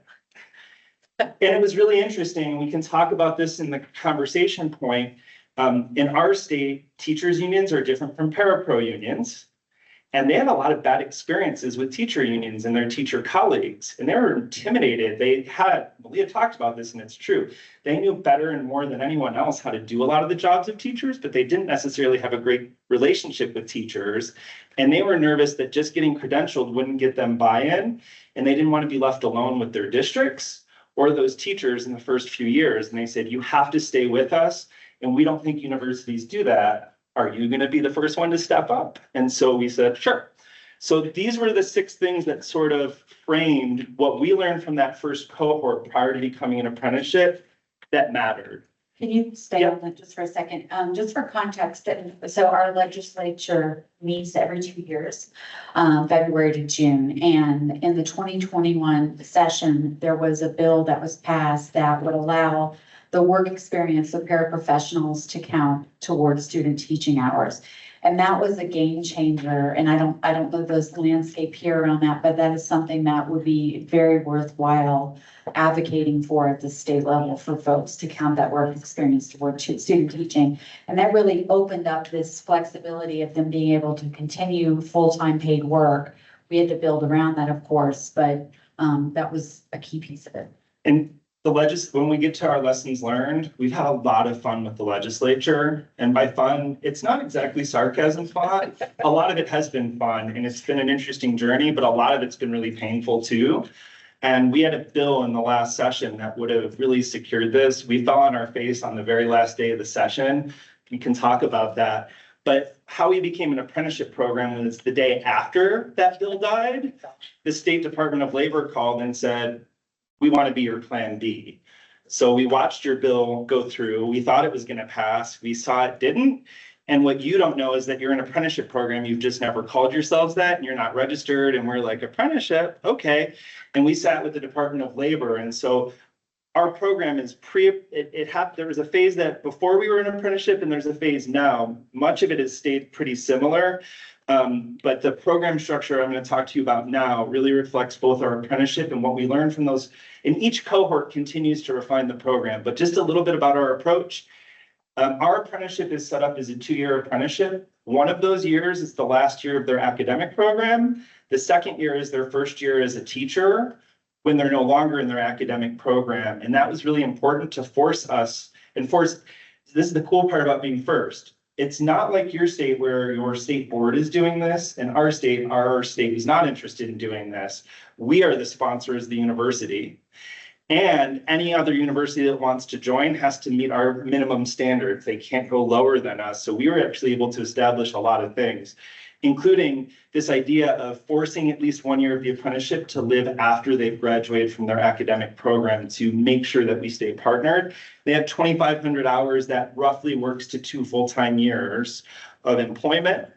The related technical instruction that's required when they're in the academic program is their coursework. And when they're out of the program that first year, it's 160 hours. The federal minimum is 144. I'm not really sure how they put the 144 is very specific, but we just went to 160. The degree program itself is 1 year, 4 semesters. So if you had, and just like Christina shared, it is premised on the fact that you have all of your gen eds done. And we'll talk about what we did for the people that weren't in that. And they end up with a bachelor or a master. So we do have a graduate version of this.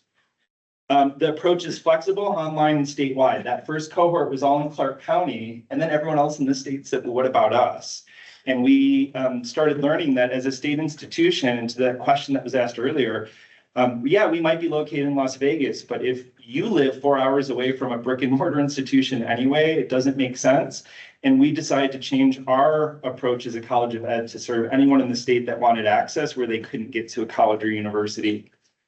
Our professional development approach that we'll talk about later braids both national and local thinking, zero out of pocket to the apprentices. And there's this 1 to 4 semester pre-apprenticeship pathway so that we can take anyone from 0 credits all the way through very close to their gen eds. But to be an apprentice proper, they have to have their gen eds completed. So we're gonna, just to come back now, what we're gonna talk about today is 1 and 2. Or we're going to talk about all of them, but we're going to talk about, so 1 and 6 are bookends to our program. The others happen sort of in our program, but have transition points.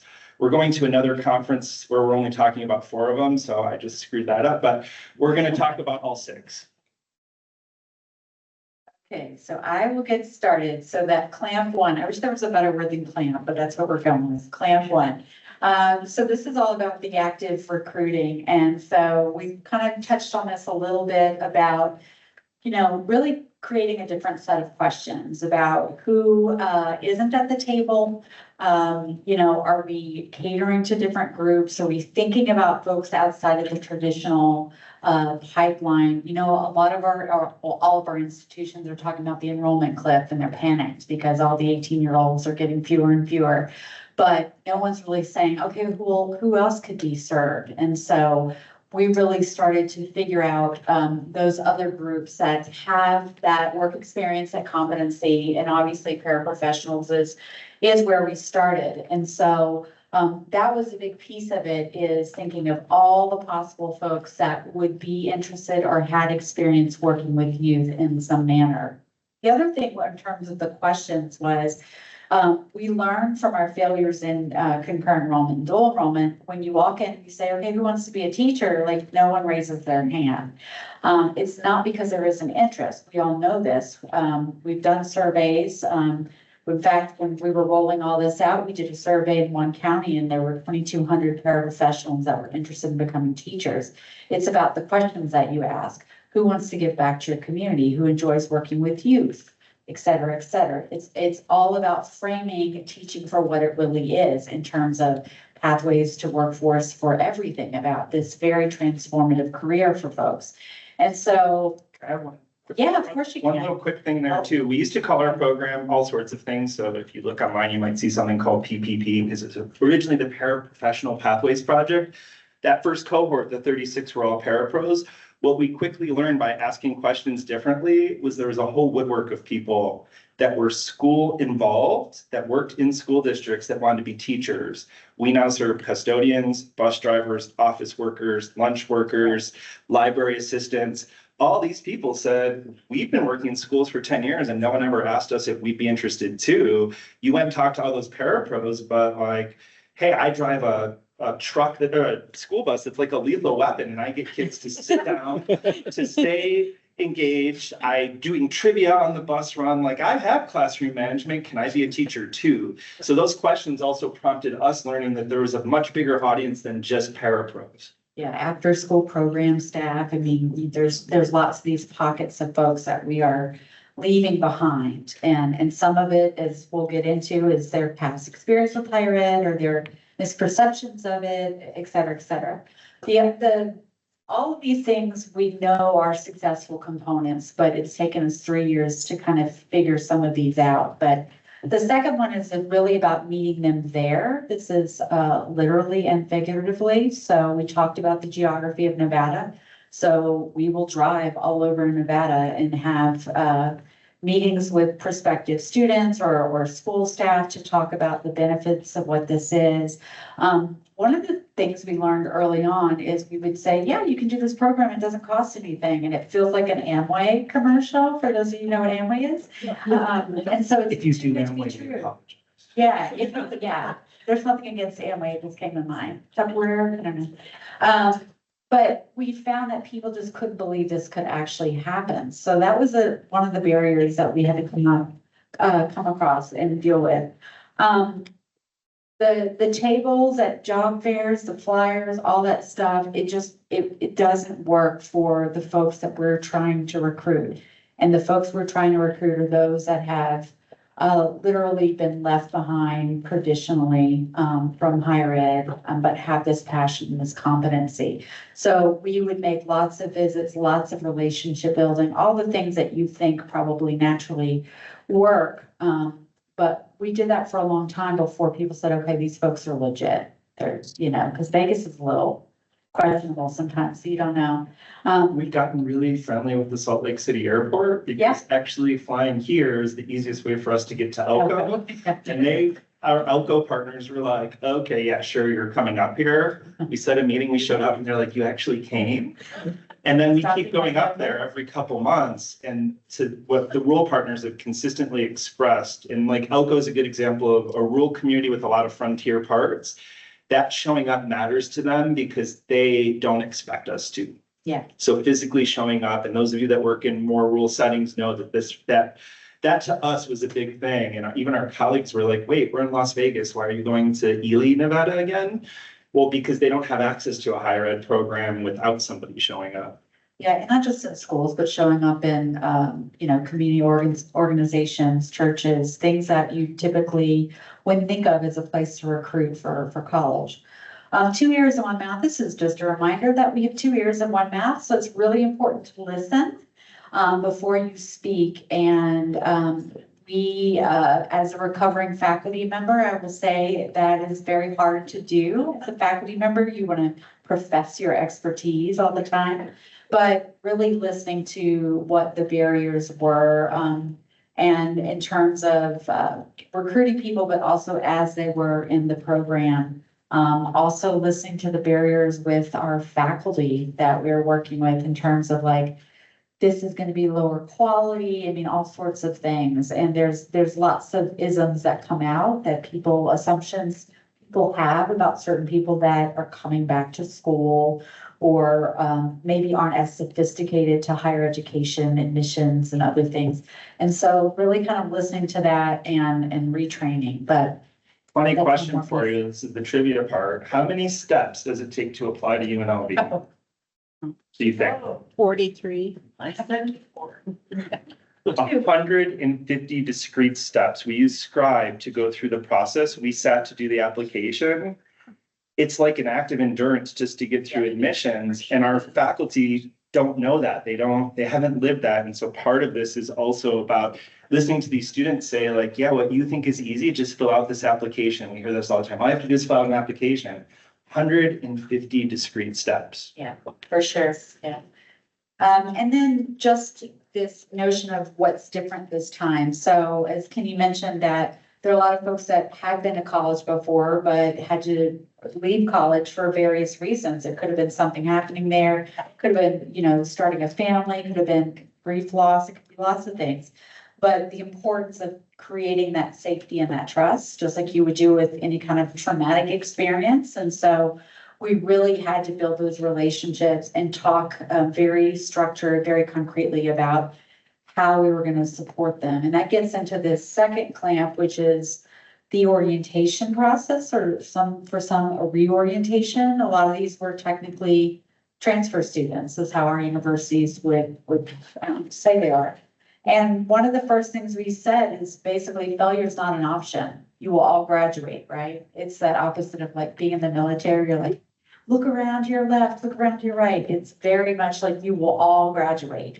And so we'll share some impact data, but having that orientation is you will all graduate. There are going to be times where things are challenging that you're going to teach us about how we could make you more successful. There are going to be other times where you need more support. And so we'll get into the concierge services and the next clamp, but that was really like, we just kept reminding them of that. Obviously it was cohort models, and we let them know as a cohort, they were teaching us about how we could work with future cohorts. So they were kind of our co-developers of the program. as we went, and we're still doing those things. The other piece of the orientation was this modeling. So the orientation itself was, we used Canvas. We ran it just like they would be experiencing their classes. So they got really familiar with online learning and all the glitches and all the solutions that goes along with those things. So, and just more of the stuff that looking at, this, we had this mindset as a team to say, you know, we don't know it all, that we're going to keep trying and we're gonna, you know, own up to our mistakes. And I think that attitude, and as we go through this, really has led to less error, especially like folks dropping out of school and all of that, because they all were competent to be there. And in many cases, those folks in our classes had way more experience than our faculty. So how did we leverage that, and how do we remind them that even when they get stuck, we're going to help them through it? And then just re-messaging that through, you know, coming back to when we recruited them, making sure we're giving them those same messages again about that they will be successful, and that their experiences in their work, their experience in the programs matter.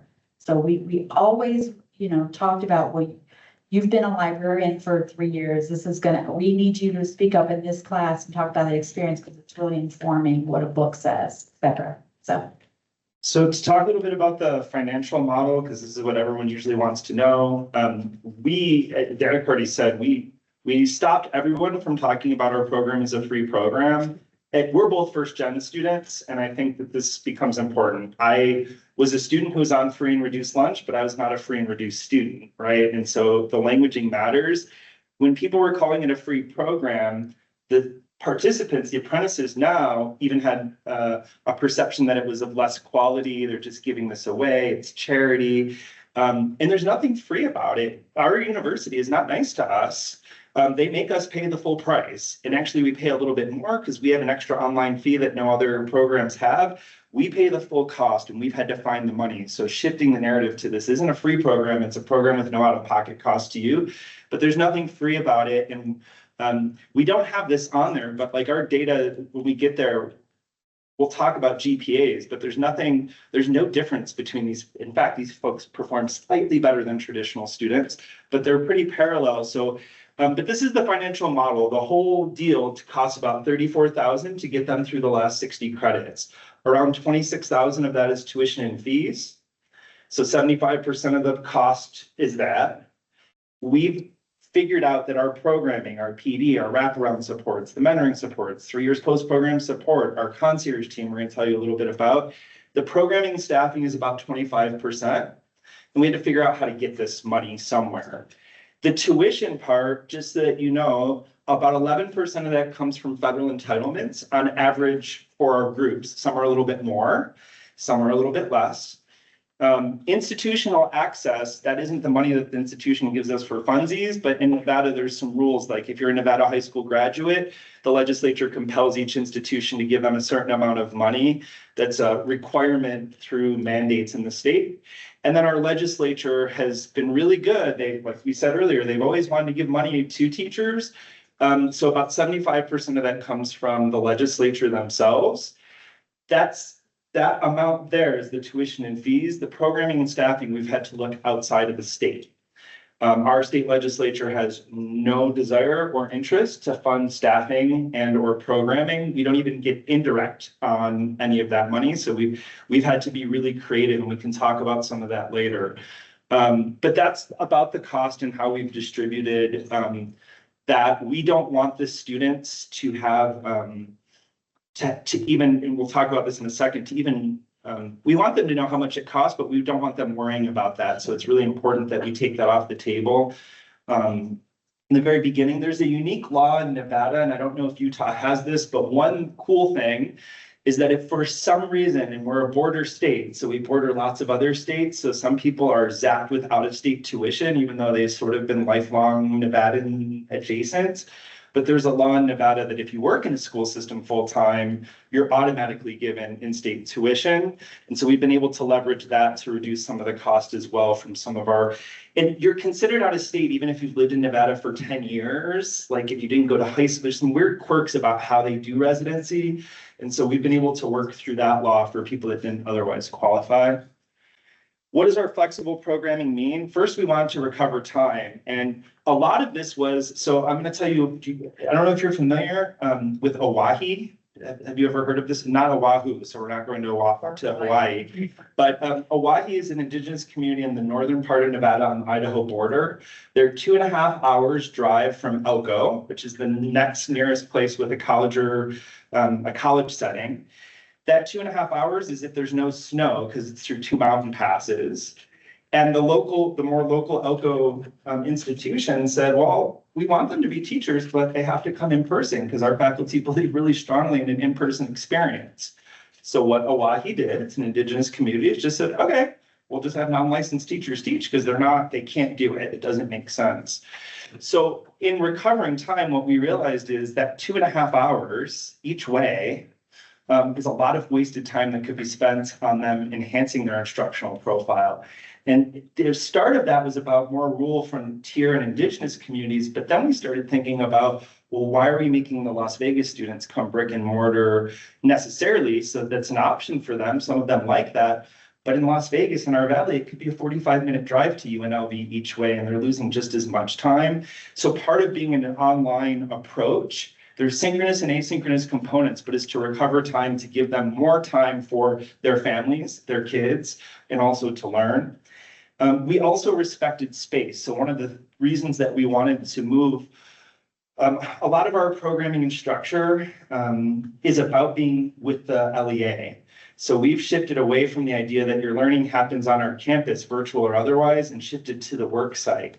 So we don't do 16-week courses and we don't try to jam 16 weeks of courses into a smaller approach. We try to leverage that these folks come with experience and that they're gaining experience on a daily basis. So we turn a lot of the course into the on-the-job site.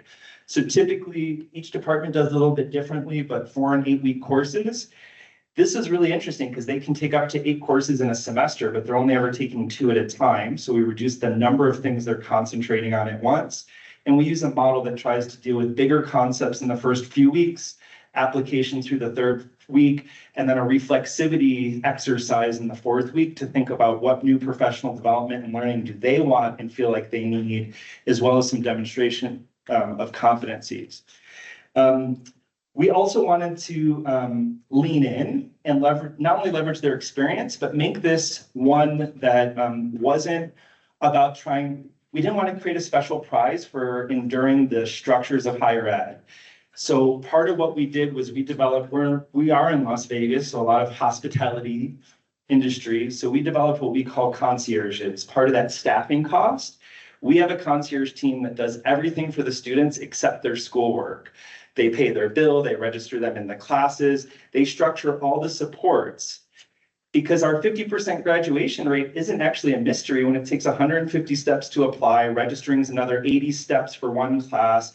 All these things take away time, and we've actually estimated that about 30% of most of our students' time is just on the bureaucracy of our institution. The concierges struggle, even with our internal partners, to figure out some of these registration quirks. And so we've had a larger conversation about, we're visiting that on our traditional students all the time. My dad is 68. He's a freshman at UNLV. He will run around the campus all day, going to office. He's retired. He can do that.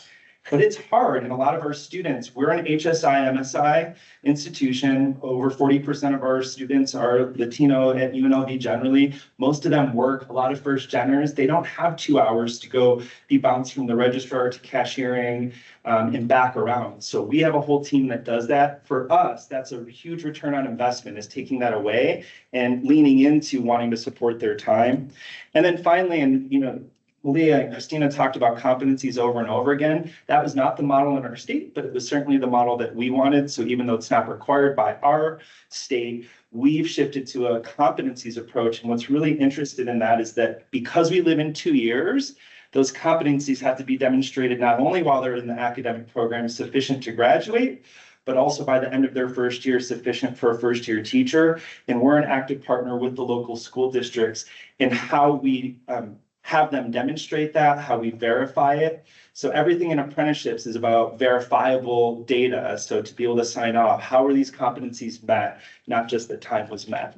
And I'll just say for the higher ed institutions, you know, it may seem like, oh, you had all this staff, you could do these things. Yes, but if you don't have someone at your higher ed institution that's attempting to do some of these concierge services in some way, it's not gonna work, because we have set up our systems for people to fail and not be retained in higher ed. So it's really important to figure out creatively, not like how do you do courses and all these things, but whether it's more orientations around some of these business processes or whatever. We lose so many students traditionally because of just those headaches. So the next thing that they told us we had to do is professional development. You're eager about it. We do something called Educators Lead. So learn, enrich, advance, develop. This came from our apprentices. That was the name that they wanted to call the PD. And what we talked about, we do it 4 times a year, and we bring in a national speaker, and we've had really great national speakers. So people, Gloria Ladson-Billings, Lisa Dalpett, Rich Milner came. We've had all these big names that they read about. And part of this is that they get to interact with them at a really personal level. So it's pretty cool. For example, this is one of our apprentices interviewing Gloria Ladson-Billings before the PD event. They get to do that, but we also pair it with local practitioner experts from around the state. So always someone from the Northeast, the Northwest, and the South of the state, so that all of our apprentices statewide are getting to learn from how these same topics are being thought about by practitioner experts. And then we give them lots of resources. So we worked with Rethinking Schools. They get books that go with each of these topics. And I'm going to skip to the last one to come back. The whole approach is not a one and done. So we embed all this into Canvas. I've talked with Malia too. This is an area where we can really collaborate. We're paying for this part of it, but we can share all of this with any of the Utah. See, you called us Utah, now I called you Nevada. We can share this with all the Utah institutions. It's not proprietary. The whole idea is it's like sidewalk cutouts, right? It was intended for one audience, but if it benefits others, that's great. We want to share any of the PD that you want to have. And equally, when you all are doing different things with your apprentices that make sense for ours to benefit from, that's a really great way to be synergistic. The third thing that was important to us around the PD was helping them understand that teachers have intellectual currency. And this mattered. We didn't want the PDs to be passive. They just sat there and listen to people. These are highly interactive. Even when asynchronous, they get to interact with some cool tools to do that. But we wanted to value that they are thinkers as teachers. They're not just learning tips and strategies and tricks, but they're actually talking about some bigger ideas and how they play out, and really keep validating to them that their experience matters, which is pretty cool. One of the things that we're really proud of this program is the post-program support. And so we stay with our apprentices for the first 3 years of teaching. And so there are several things that we offer, and these are just some of them. The first one is guides on demand. So this is like making a telehealth appointment with teachers that are selected through a whole process through our community partnership. It's set up where they make a telehealth appointment and they can talk to someone who isn't affiliated with the school they're working in, because sometimes they may feel like the question's too sensitive, et cetera, right? So how do I address this issue that's happening in my classroom? How do I navigate this with my principal, et cetera? And so those guides on demand, these are all free services that they have for the first 3 years. Well, really forever, but we are intending for at least the first 3 years. Similarly, we have virtual office hours that are scheduled, and I know tomorrow we'll talk a lot more about community partnerships, but these are offered by them where there's synchronous times that folks can drop in and talk about various topics of their choice in more of a group format versus like a telehealth appointment. And in both aspects, but especially the second one, the idea is problems of practice. And that what, especially in the group office hours, what I'm struggling with is a problem of practice, maybe something else that others are. So those office hours, they already like each other because they've been in this cohort for a year. So they like to get back together and say, oh, this is how it's playing out in my school. Yeah, for sure. And teacher toolkit and ongoing resources are ongoing, these are all available on a post-program website. The ongoing resources are more localized. So resources on various things that they may come to need information, homelessness. I'm trying to think of some that are available on that. Homelessness and housing vulnerability. Also, Danica's a mental health background person, so we've tried to build mental health and wellness into all these resources as well. Not only for their students, but for themselves. We know that teachers burn out really quickly sometimes, so that's part of it. Yeah, so more localized pieces that where they can go find real people, not just necessarily a national site. Our teacher toolkit has more of those national state resources that are a little kind of broader on various things, classroom management strategies, et cetera. So those are available and those are constantly being populated by our partners. We are really focused on public partners. A lot of times in apprenticeships, this work falls on higher ed institutions, school districts, and Department of Ed. But we've been very intentional about inviting various nonprofit orgs throughout our communities to not only offer the PD, but to offer professional development, to really be thought partners. Some of them are helping us with some of the assessment development to measure some outcome data around this. One of our partners, as I mentioned earlier, does the interest survey and manages that for us. And so just figuring out how to get more people at the table and figure out what their skill set is, so more people are invested in this work. Right. And so this is pretty, just an example of it does take a village. We've, over the last 3 years, have built these partnerships, but just to give you kind of a sense of this, and then we'll get into the impact data that we have. Just in the College of Education, you know, we've got lots of folks that are involved in this. What I really like in the dean role is showing this to faculty, because faculty are, and recovering faculty, so I can say this, they're very entitled, right? They're just like, well, this is making me work more. And, you know, I'm the only one doing this. And so we like to show them, no, you're not the only one in our college that is invested in this process. And so really educating people on what everyone's doing, because it does take a village just in our own college. And then at the university level, these are all the offices that we deal with, where particularly around government community engagement, you know, that's all, we're always thinking about how policies we've had forever just aren't working anymore. We're working on that as we speak. And then at the state level, you see some of the partnerships that we have made, and we'll get through that more. But essentially 12 of the 17 counties we've been able to interact with and connect, so. That's a better map of it. Yeah, this is a little bit, well, I don't know if you can actually read the county names, but you get the drift. The red's good. The red is where we have apprentices, we have partnerships. And so as I was sharing with you, for those that don't know, Vegas is obviously Southern Nevada, and then Reno is North and Washoe County. But everything else is really rural and frontier land. And so we've been able to hit almost every county, and we're trying to get there. It's just, it's a lot of miles, but we'll get there. Elko and Nye are really good examples. These are two of the largest counties in the US, I think fourth and fifth or fourth and sixth largest geographic counties in the US. And so like in Elko schools, the people there are used to like a 2 hour driving would have been the norm. And they were way ahead of COVID. So they were using technology tools all the time. So it didn't make sense to drive from one school to the next. And they really helped push around why we should stay engaged with that. My favorite county is Esmeralda, and Danica and I go there, and it's about 4 hours for us to drive. It is a large county, fairly large county geographically, though not that large for Nevada. They have 800 people in the county, and only 80 of them are K-12 students. So when we talk about scale, sometimes their one apprentice is really impactful to their community, because nobody is going to that community that we traditionally prepare. They've tried enticing them, they've tried paying for their housing, they'll go for a year, and then they leave.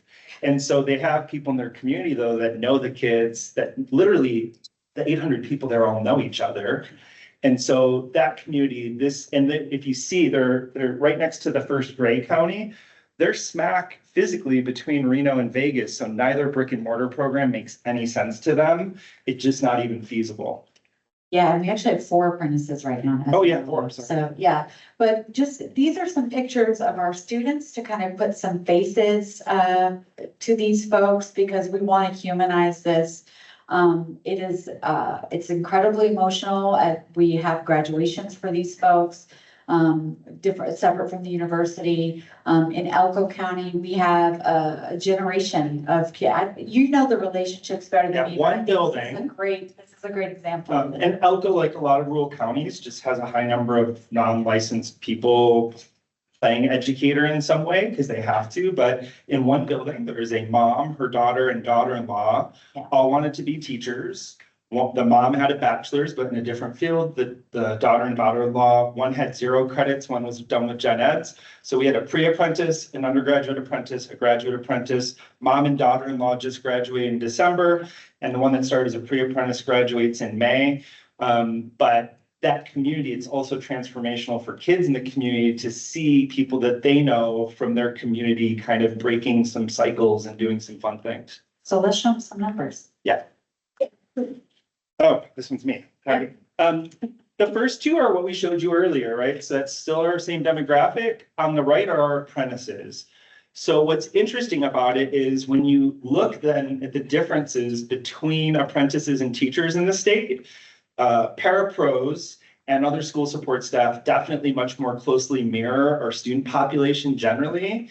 And outside of the racial demographics, they're far more likely to be first gen students as well. And there's some socioeconomic disparities. But what's really cool is that by looking a lot more like the students that they're serving, and we'll show you why the geography of this matters in a second. It's also not just preparing a bunch of teachers who are likely to leave. Our state demographics actually say that 72.7 is highly disproportionately likely to leave in the first 3 years. And it's the groups up in the pink and reds that are more likely to stay.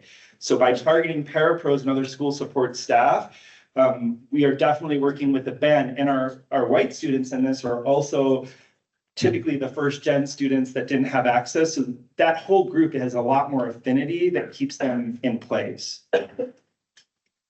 So we started with 36, and that's why we wanted to say that at the beginning, because some of this slide freaks people out because they're like, like Malia said, we're starting with 25 here. We started with 36. That's the right move. Don't start at scale. And we did this alone. I don't think we mentioned this, but our State Department of Ed had 0 interest in doing anything apprenticeships because they did not want to be the sponsor. It's different. You guys are an OA state. Christina mentioned this, Office of Apprenticeships. We're an SAA state, State Apprenticeship Agency, which means that we're governed. The federal government has given the authority to the state to run apprenticeships independently of the Federal Department of Labor. But the Department of Ed did not want to be in the middle of babysitting the institutions of higher ed. We're a single system in Nevada. So all those institutions that Danica mentioned in our community colleges, we're all one family, and you can imagine what family lunch can be like sometimes, right? Like sometimes we're really good with each other and sometimes we're not, and State Department of Ed wanted nothing to do with it. So we had to start very small, and that's the right way to do it. But to date, since essentially our first group was really early 2022, we started recruiting them in 2021. We've served 1,200 people. Of that, those that have graduated are just around 339 bachelors, 299 with a master's. And then currently enrolled, we have 269 bachelor, 293 masters. So it went from like 36 to 100 to 200, and it's continued to grow, which is funny when we hear everyone in the state say, nobody's really interested in being a teacher. That's why there's a teacher shortage. We don't see that. 97.6 graduation rate. And that is like, it's funny, it mind blows the state. I'm mad about where did the 2.4% go? Like, I want to figure that part out. But when our state is around 50% is the average, that is a really big difference. And it's at first, our first cohort numbers were 94%. They say, well, yeah, but you only had 36 people. So that doesn't mean much. But now at scale, we're showing that this works. And they're retaining. So around a 95% retention rate that have finished and are still in school, still licensed, still doing the work. 65% or so are from underrepresented school groups. And it's serving 330 different schools in the state of Nevada. So it's not like it's just one school here, one school there. Just distribution wise, Clark County is the most urban area. But it's not fully urban. And I think this is really important too. There are a lot of rural parts of Clark County that get ignored. But 68% are in Clark County, 32% are outside. That is almost a demographic match to the distribution of students in our state. So that's a good sign for us. And because we have graduate students, this is a detail that graduate students can have an alternative license, so they can be classroom teachers of record even before they finish the program. That's a little bit of how our state works. So we have 750 licensed teachers, which includes some of our graduate students and all those that graduated that we've added in on top of our traditional population as well. Yeah, and I know we're getting close on time here, but just wanted to share a few more things. So this is just to show you kind of the mapping impact of this. So we picked Clark County, Las Vegas, our, obviously most concentrated part of the state. The map on the left shows you the concentration of teacher vacancies traditionally. This holds steady. So you can see the red is bad and this green is better. You'll also see to the right that same map, you'll see the oranges where the highest concentration of our Black and Latinx students are. And so it is no surprise to any of us that work in this space that those map onto themselves, pretty much 100%. So we're seeing that the vacancies are where our highest concentration of Black and Latinx students are. But what's been really impressive, and we don't have the map here, but just in general, our apprentices are coming from those communities with the highest vacancies and the most diverse communities, and they're going back to those communities to work in those Title I schools. So all those red dots are apprentices, and they're not leaving. So not only are they filling vacancies in places that have been really hard to fill, they're also from those communities. They're not afraid, they're engaged. And this holds true. Title I is our largest statewide, not just in the urban area, is the largest group that is served because that's where there tends to be a lot of parapros because of how that support structures. So it all sort of makes some sense. At first, you're like, this is amazing. And then as we started thinking about it, there's a lot of reasons why it made sense that it was happening. I don't have much noise. You're good. You're We're good, good. okay. This is very brief. 3 minutes. Yeah, no. Oh, Yeah. no. Plenty of time. Okay. We're both not great at technology.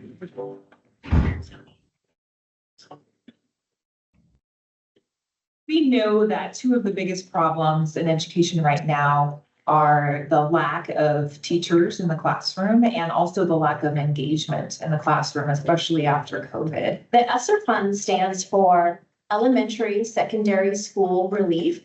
We were able to utilize some of the ESSER funds as well as state dollars, leverage them together to really look at how do we open up our pathways for the teacher pipeline. With our $6.1 million investment from ESSER funds, we were able to do things that we historically had never been able to do. Support paraprofessionals with mentoring and coaching, concierge services, professional development, and most importantly, post-program support, so that we keep making a sustained commitment to their journey to being teachers. They also had aspirations to be teachers, but because of economics or because of life got in the way, they were not able to get full licensure. So what the program really did is empower that workforce with the tools needed to become teachers. One of the goals of this program is to diversify the teaching profession here in Clark County. I know as a African American, there is a shortage of Black teachers. So, I fill in the gap, but now that gap is it's closing in because you have all of us who work in supportive positions, but now we're able to go inside the classroom. And when you're full-time working and you have all these obligations, being online is what makes it possible. And then coming in on the Saturdays or coming in once a week, yes, you are giving your Saturday up, but look what you're getting in return. So ESSER allowed us to take a strategic risk in saying, what happens when you don't just fund the tuition and fees, but wrap around a full series of supports? What we found is we went from a 50% graduation to a 94% graduation rate. We also saw high teacher retention, and we saw teachers then who were licensed, but staying in place in Title I schools mostly. So we at the Public Education Foundation are supporting the pre-apprenticeship and the post-apprenticeship of the teachers. And so this is a really rigorous program. We prepare them to go into the program, make sure that they have a mentor so they know what they're getting themselves into. At the end of the day, it's about the students that are going to be served. And it's the impact that we're trying to make in this field for our students, for any seasoned or veteran teacher out there who are really good at what you do. Join this, sign to be a mentor, because it's a great way of helping shape the future of our education, especially here in Nevada. We're gonna be there to sustain this and to help UNLV and others to not only replicate and sustain this, but to expand it. We are dedicated to working with our university system, looking at federal funds, state funds, grading them, whatever it takes until we're over the teacher shortage. I absolutely think it's a successful investment. This is a program that walks the talk. Now that I'm a teacher, I'm like, okay, like now I understand what these people were saying in the legislature because I see it every day. And as someone who's been through it, I'm really thankful for people investing in people like me. That last person that spoke is actually one of our state legislators who, by hearing about the program, said, I want to be a teacher now, went through the program. It helps because then she's able to talk with her legislative friends in a different way than we can talk with them. Did you know that Amazon has a $15 million fund that they have to pay out every month? And here's how you get out of it. Nice. Daughter program. Okay. So I think tomorrow we want to talk more about the lessons learned, but just a few things that stick out. We work with a lot of partners, and our role in the apprenticeships is both the higher ed institution and the sponsor. We're both things at once, but we work with all these partners. We have a great relationship with them, but they don't necessarily all have a great relationship with each other. And so partnering is difficult work and it really pays off. And so a lot of times, Danica or I and a lot of our team sort of have to nurture and babysit the partnerships as well, because we're asking partners who've typically been in isolated lanes to come together for something greater than what they each do on their own. And that's been interesting. Part of it is that we started small, but we also don't have the capacity to do all this work ourselves, right? So we had to have partners because we couldn't do it. And one of the lessons I would hope you all take away is, even though most of you are probably higher ed or local education agencies, you really can't limit it to that if this is going to be successful. There are so many resources and partners that need to be a part of this conversation. A couple other things. We don't want to practice what we preach. We want to preach what we practice. And in other words, before we were an apprenticeship, we were already doing a particular thing. And the danger with apprenticeships is that it's super sexy. That might not sound like it's very sexy to you right now, but like the lawmakers federally like this. They like to say apprenticeship. We see a lot of people calling themselves apprenticeships. They're not registered. They're just doing extended student teaching. That is not an apprenticeship.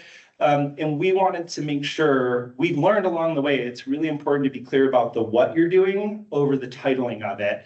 So whether we were ever called an apprenticeship is probably irrelevant in some ways. What's more important is some of the structures we talked about. So it's not just a naming convention issue. We had to learn to balance the micro and the macro. Like there's day-to-day logistics that have to happen, and there's this larger conversation. We have a lot of people, but like the legislators, they don't even want to watch that video. 3 minutes is a lot of time for them because they are dealing during that session with hundreds of bills that are hundreds of pages long. So we've had to sort of figure out how to, we're talking a lot today, but we can do this whole program in about 2 minutes with a legislator. And that took a lot of work on refining that macro conversation from really understanding the micro, because they don't want to spend more than 2 minutes. They will once they get the message, but to get in the door, we have about, literally in Nevada, anybody can have a 15-minute meeting with a legislator during session in their office. They're often standing meetings and they kick you right out at 15 minutes. The first 5 minutes, they're trying to get the other group out. There's always, hi, how's it going? We really get like 2 to 4 minutes of substantive content. And so that's where in your partnerships and how you work it out, you really have to develop that macro script we've learned. Yeah, can I Yeah, jump in yeah. about around messaging in general, whether you're trying to talk about this with faculty or folks in your school or other administrators, there are two things, especially with faculty. If I got money for this, I'd be so rich. One is you're stepping on my academic freedom. That was one of them. And then this is the first time I'm hearing of this, which is none of this is true, but I guess my point in that is just the importance of messaging. And even though like you may understand what an apprenticeship is, there's a lot of just unknowns to people about what that actually is. And as Kenny said, people call an apprenticeship something it's really not. And so that constant messaging about what it is, why it's important, and how it's not taking away from what one group is doing. It's really bringing together different groups and different pieces, that village metaphor. We're not professional lawmakers. We're not even funny most days, but we try, we're kind of funny sometimes, but we tried. Last session, we learned a really tragic lesson. So I told you earlier, we had a bill.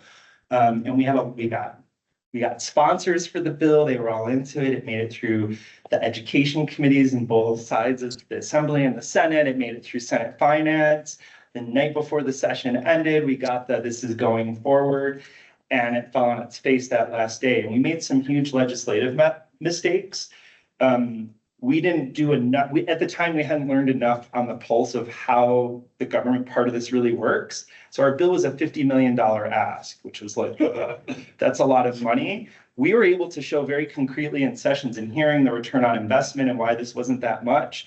What we didn't understand is we have a split, our legislature is not split. So we are a blue-red state, which means our Senate and our House are both majority and almost supermajority Democrat, and our executive branch is Republican. There was a lot of infighting at the end of the session, and we went in just being virtuous about like what we were trying to do, and we didn't know enough about the political game to shepherd it through. And I think we've learned a lot from that, which was not just showing up at the legislature. What we've done is invested a lot with the legislators, going to them, not when the session's happening, and making it relevant to who they are in their communities, inviting them in. The ones that are teachers, we're having them teach in this program. The ones that want to be teachers, we're putting them through the program. But we've spent a lot of time having these legislative conversations, not in the 15-minute format, but just building that relationship. And we're already seeing that that's a far more successful strategy because it didn't have enough juice to get shepherded through the end of the process, because we just thought, well, the idea is good and they're supportive. And we miscalculated how much happens at the end, that you have to be a little bit more savvy about how to negotiate that. And just very briefly, because I know we're way over, these We're are not also. though. We're not? Yeah. Oh, okay, all right, I was like freaked out about being over already, okay. So additional initiatives that we're working on, we'll just kind of jump in and talk through these. You want to start with teacher leadership? So, and this was mentioned earlier, so I'm glad that Utah's already thinking about this. As though we put a lot of attention on these parapros, but we don't want to lose track of the people who are already classroom teachers who feel like they're being abandoned in the name of this new way of preparing teachers. So with the journey workers or the mentor teachers, we're now about to register a teacher leadership master's as an advanced apprenticeship for current teachers that helps them learn how to support and create a reciprocal relationship with these apprentices who are coming into the space in a different I was trained in a very traditional way. I had my little student teaching. I went to Marie Biacik's classroom. I watched her for 3 weeks. She didn't let me do my teaching. I left and did everything different once I was on my own. This isn't the model. And so we really are trying to now invest in how we develop them and skill them in a way that isn't just, you're going to be a great mentor and we'll give you some PD. We want to also give them skills that translate into career advancement. Yeah, and often, yeah, they all pay raises too. Pay raises in our state. More concretely. So the other piece is, like, you know, as Kenny mentioned, my background is professional counseling. So I care very deeply about school mental health and building the workforce there. Like other states, we have shortages in that space. And so we are really creating a residency type model where a lot of the focus in the state has been on, well, we need more school psychologists and we need more social workers, and those are great, but those take 6-7 years to get folks up to speed in terms of that credential. So creating a residency model where we are focusing concurrently, we actually start with the undergraduate group first, but focusing on preparing an undergraduate in human services. We have a degree in that, and there is a school mental health worker track. What's the apprenticeship code for that in? It's a youth development practitioner is like the federal language for So that. there's an existing apprentice code for this, but it would be very similar to the formula we're doing now, where it's over a year, they would get the 60 credits and they would be hired and be able to work while they're doing it. So there's that 1 year. There's also a 2-year master's school counseling apprenticeship that we're working on, and then a EDS school psychology. And the goal would be, as we are training up folks through these tiers, that you would have one supervisor that's higher credentialed that would supervise these folks going through. So you are, not to be crude, but it's cheaper labor for schools, to have these undergraduate level folks. But it creates this nice supervision model and this tiered approach to continuing to upskill and up credential folks. Not that we don't want to help Utah, but our ELCO partners, for example, have to bring in school psychs from Utah once a month because they don't have enough people to work and deliver some of the services. A lot of those services can actually be delivered by a bachelor level trained person under the supervision of their school psychs. So for the rural communities, that's a much better investment in a localized way. Yeah, so and then the last one I'll speak on is Youth Rebel Start Academy and other youth programming. So we have a few different youth programs. We still have our youth concurrent enrollment, what you traditionally think of as dual concurrent enrollment in schools, where the last 2 years of their program, they're taking teacher courses. But we've learned that, one, it doesn't work. We've said that a million times, but there are so many high schools that don't offer this for lots of reasons, and we want to have access to these types of experiences for all youth across the state. So we have asynchronous programs where essentially a very quick version of it is that during the academic year, they can take asynchronous gen ed courses that count for dual credit. And then in the summertime, they have paid work experience in various sectors. We have teaching, we have mental health, we have sport and rec, and we have IT. But during the summer, they're taking more specialized coursework and paid work experience. And what we really like about it is that they're getting those gen ed. So if they decide as a senior, I don't want to be a teacher, they haven't wasted their time. They've got college credits that can be applied any NSHE institution.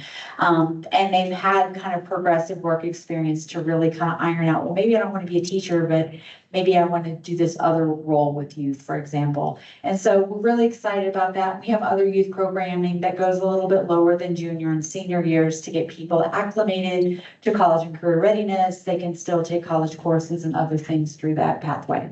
So I'm not going to talk about the apprentice license because in talking with Malia, that's completely irrelevant to a Utah conversation because it's not needed. But we have one, which for us is really important because, we're really excited about the idea of a consortium of, and we want to partner with Utah.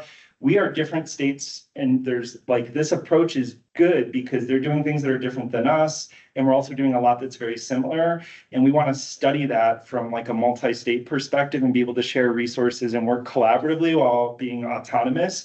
And so we were really hoping that you all want to be our friends.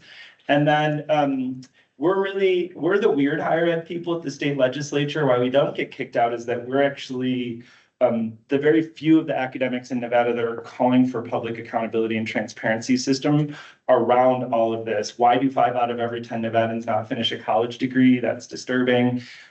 We want to know, we want to be held accountable, and we want to fix what we're not doing right. So we really want to think about what's the public accountability? How can any Nevadan or anyone in Utah look at data and really understand why the investment of what you're asking your legislature, that 8 million is a great return on investment, but they need to know why, and common folk need to know why.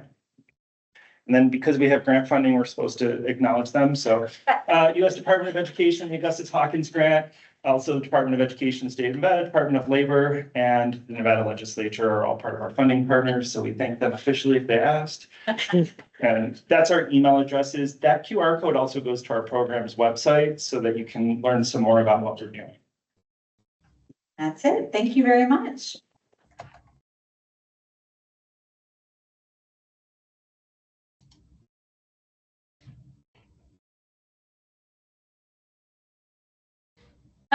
Thank you so much. That was fantastic. We're gonna let all of these things percolate for a minute, and we're gonna at 4 o'clock we're gonna have a quick discussion and some Q&A. We can turn these things down so that there's no sun. I learned how to do it earlier today. No, that's not. No. So we'll be back at 4:00 for some reflection, discussion, and Q&A. And it kept moving for me. Thank you. Yeah.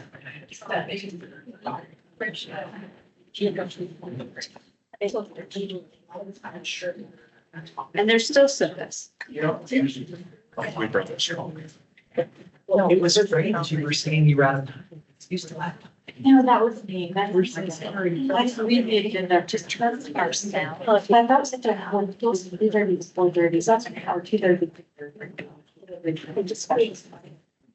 Okay, and so then, yeah, we hear Sounds great. You do a good job of working together. Struggles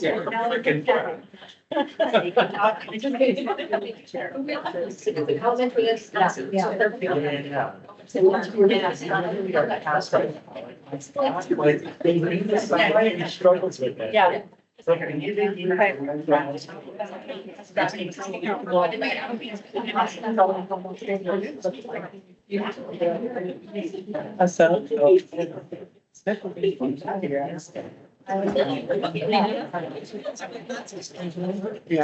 Yeah. They're like, hey, what's that? I'm like,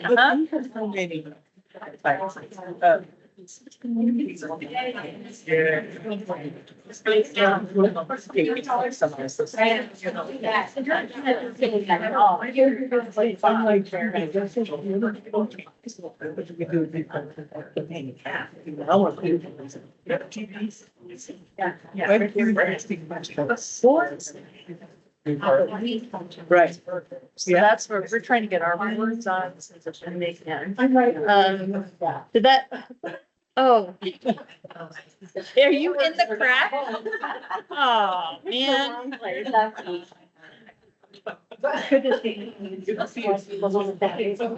Yes, ma'am. Well, there's we can also solve it. Although I guess there's the online. Shared. Thank you.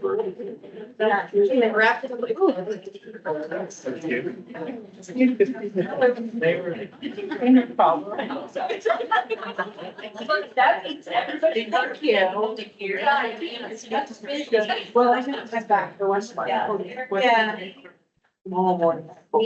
Yes, thank you for being here. Thank you. Yes, also. We did the like very Zoom version of it, skeletonly one, but. Had more information. Are you going to Austin too, in 2 weeks for convening? It's kind of interesting. There's like every model is there. Like, still come and. Look at it. Actually, NASDAQ is the organization. And it's the. National Association of Directors and Teachers.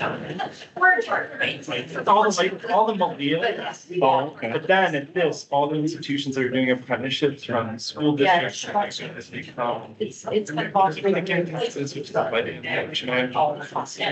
a little bit unfortunate.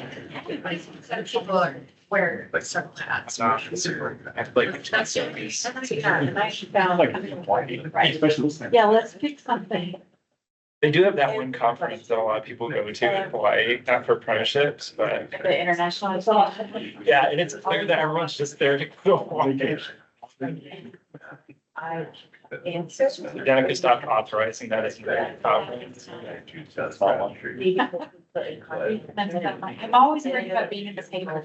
I don't want to. We're a small state, so the press gets bored sometimes, and they're like, ooh, what did they do here? Yeah, for our school district, went to Miami Beach to hold summer for the thing. And Hawaii. And why, but the Miami Beach one is when they got in trouble. Yeah, they stay at like a luxury high-end place and like their recruiting event was in a ballroom that would be held, or like a little room in the hotel to help 10 people and like no one came and reporters were standing outside and they counted the number of people. So they went for like 6 days and had like 4 people come. Yeah, yeah, that's. That was in the paper. Yeah. Paper, that's not like, and it still does, every semester, we still have to It's like. not bad. You could Austin's like, sure, yeah, that's a little joke, that sounds good. They're emailing me now. I'm missing contact, and then there's, or they're, like, they're saying. Because of the different models, higher risk. It's fine, it's fine, and it's like. Interested, intrigued, cautious, into it. Right, scholarship. For these semesters. That's great. So now we should do those scholarships. Every. They couldn't do it. No, they. So we learned how to do it. We have 2 markets in Seattle and Oh, we got good. used to it. Yeah, it was like. Can you help us lower this one? It's someone else. You might not get it. Still, you're fine. Just for. Right, right. Yeah, just don't have. Like your plans, it's really. Because they themselves just doubted themselves, thought they didn't do so much. Oh, I like 50 emails every semester, but then even getting the university trying to say like, okay, yeah, I've got to bill it. And then my accountant will say, well, it has to say this. Actually, it has to say this. I send it back. Actually, that one, oh, here's fine.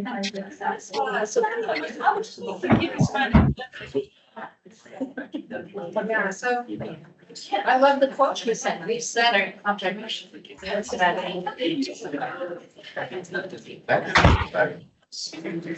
me tell you which one.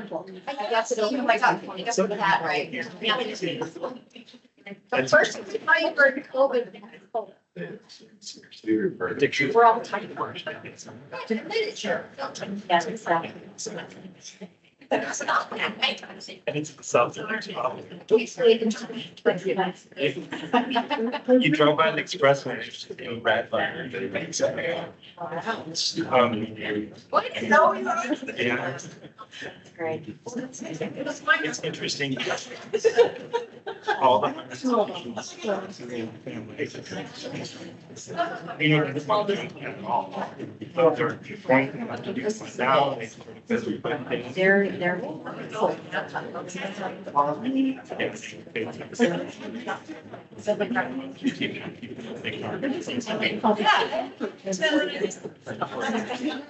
There's that, and then that is paid is really, they're so small. It's okay. I can just go like. It's great. Just Joe. Well, and you're set up and then. It's got to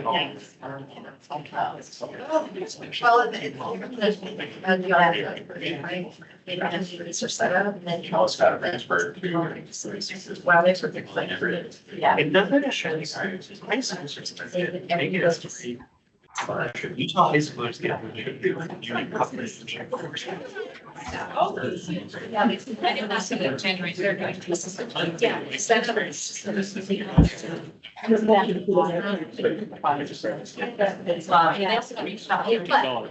get so mad. My daughters are 10 and 12, but if I have, when it's like, there's.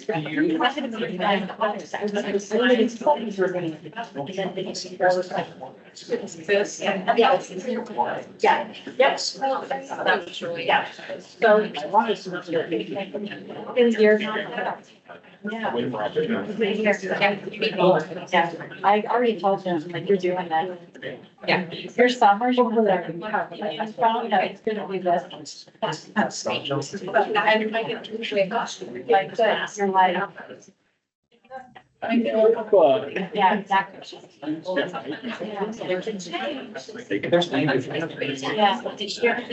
Yeah. Whatever it takes.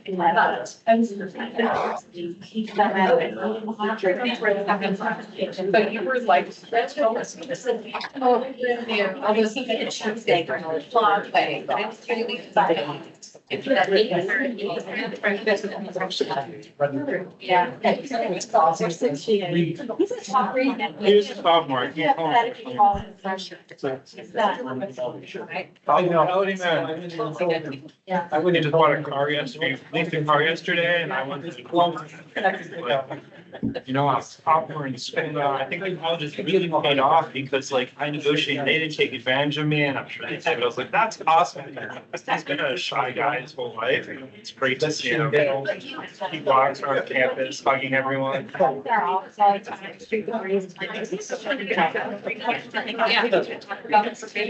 He wears a hat backwards, his book bag.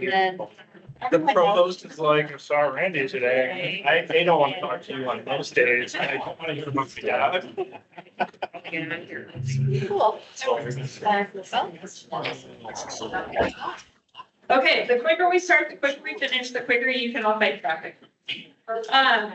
For those of you fighting traffic. I'm not getting close to you right now. Yeah, I know. Fine. Thank you, UNLV. That's mind-blowing hearing you. It's blowing up too. Yes. So we're looking forward to tomorrow. But as we kind of process, we've had a lot of information today, like information overload. As I thought about it, I was like, that was a lot at the beginning. So I want you to think about and talk to somebody at your table. You may have to relocate. I think we're good. Everybody's got a partner. What was your biggest aha moment from today? And how might it apply to your work? What are the future implications for your organization? And what questions do you still have that haven't been answered? Because after, we'll have this discussion for 5 or 6 minutes, and then we'll answer the questions. We'll have UNLV and USBE available to answer some questions, and then you kind of tie the day up with a bow and talk about tomorrow a little bit, and we'll do that. For the folks who are online, because we're a hybrid today, you can come off of mute and have your discussions within the team space. And then when we come back to Q&A, we'll just have everyone together again. Okay. So what was your biggest aha? What are the future implications and what questions do you still have? Just mute the speaker. Yeah. So it's not fun. Yes.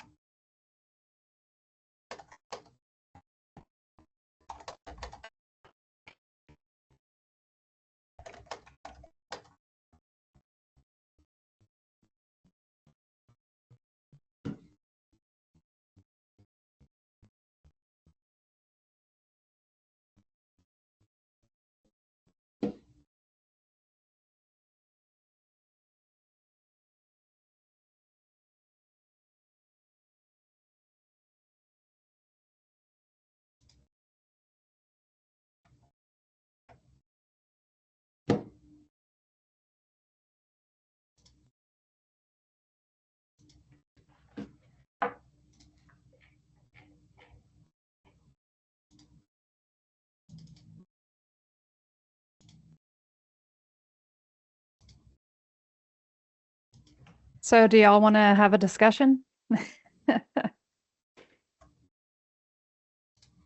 No. I didn't What's I didn't that? realize they'd unmuted us. Well, yes, they changed it so that we could unmute ourselves, and then they muted the room. So hopefully we're not broadcasting to the room. Right. Brita, where are you? What group are you with? I'm at the University of Utah, Oh, okay. but I went to USU for my PhD. So I worked with Tim Slocum. Oh, cool. Yeah. Good to, Yeah, to meet you. he just retired. I did. I got to go to one of his celebrations. So it was fun. Very good. Yeah. Well, Yeah. I still have a lot of questions, but some of my questions are internal, like, you know, I don't have a lot of power over the two departments. I'm in the dean's office.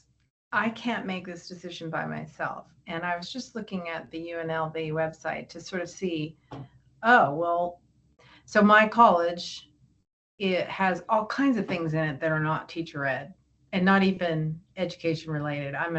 We're a college of education and human services. We have nursing. We have kinesiology. And I think because of that, like if our dean was really behind this, and I will talk to him about it, you know, he has more of the leverage than I do to get people to participate. And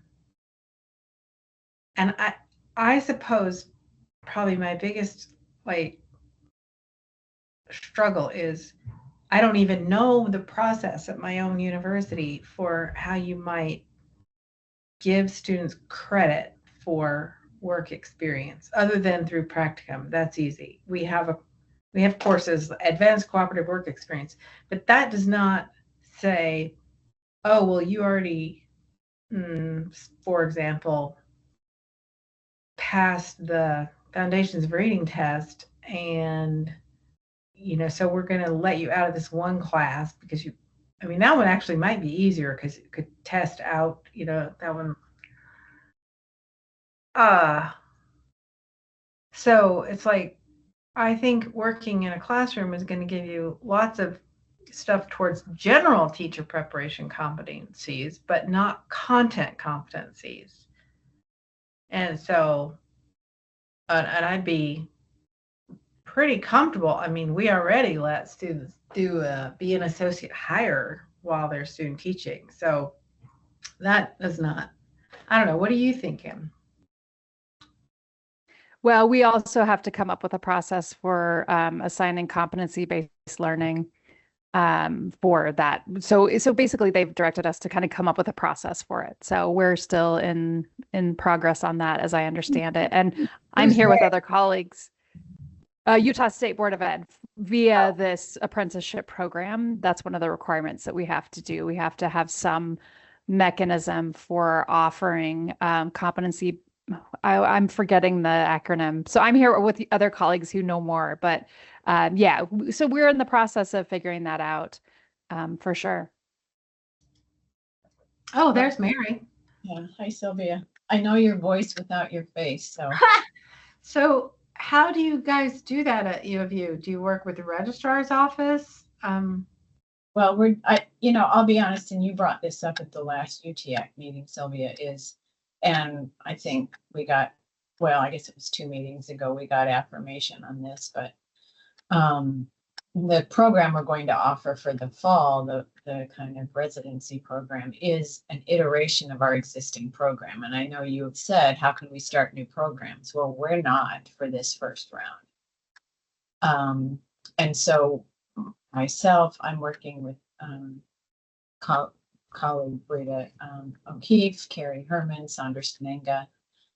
So we've been given a little bit of freedom to move forward with this level of implementation, knowing future iterations are going to require more programmatic changes. But we also have, and I don't know where you are with this, Sylvia, the credit for prior learning option. And we can do that up to X number of credits. I think it's 9, if I remember right. So, and UVU has a pretty good program in place for that. Maybe? Oh, no, they can't. Okay. Yeah. We're gonna gather back around. We are pretty informal in the room, and I think on the line also. What questions do you still have regarding what you have heard today or what you hope to hear tomorrow? Our brains just full. Yes, yeah. So I'm Brady and I work in Davis. I'm in the special ed department. They bring you a mic for the folks online. We'd like to know, what way do you guys from UNLV, how do you prepare your teachers that are in the buildings to work with the apprentice teachers? And if that's a tomorrow question. Well, That can be we can start tomorrow starts today. We have a senior administrator that does that with hand motions, so she'll be like, tomorrow starts today, and so it's sort of joke for us, but. So one of the things that we do is we work with our State Department of Ed, I guess you guys call Board. but it's same idea. Same thing, right? So our version, and we actually leverage Title IIA funds. And what we do is we have a graduate certificate in teacher leadership. And what we've done, we started by piloting and now have expanded it out, and we're trying to get somebody from every building at least to go through, and trying to deal with them on sort of the modalities of like, differentiating between the coaching part of this, from the mentoring part of this, from the induction part of this, and from the data decision-making part of this, because they're sort of 4 separate but related realms in some ways. And helping them know, like, I may not be the best coach for you, though I'm a good mentor for you, and that's different. And here's who else in the building might be a better coach for you. So that program, and it's a problems of practice approach as well. So it's 4 semesters. They work together as a group of like veteran teachers trying to sort through this. And that's what sparked this idea that we want to register this as an apprenticeship now as well and have it lead to a master's. So that's one way. And then we're also in every district, we have a primary contact. We have lots of contacts, but we have one that's like our BFF on purpose. And we work with them to work with their folks. So like in Elko County, it's the CTE teacher, or not teacher, CTE director. She's not an administrator, she's just doing her thing, but everyone in the district respects her. And so what's really cool is that in a lot of ways, she's been able to bring us the things that we couldn't learn on our own. As they're encountering things, she's hearing them, talking with them. She has facilitated meetings with them. And then we kind of pair up to sort of talk about like, what does this look like? And we didn't mention this earlier, but our apprentices can do lots of different things. So some of them are long-term subs, and they kind of have their own classroom because they're a long-term sub. Some of them are parapros that stay parapros, where they're in a room for part of the day, and then they're working with another person's classroom part of the day. And I mentioned earlier, we have the bus drivers. Literally, it's great. They make their morning run. They park their bus at an elementary school. They go in there for 4 hours. They leave and go do their afternoon run. So that's a part of this trick for us too, is that the support they need is all a little bit different based on what they have going on.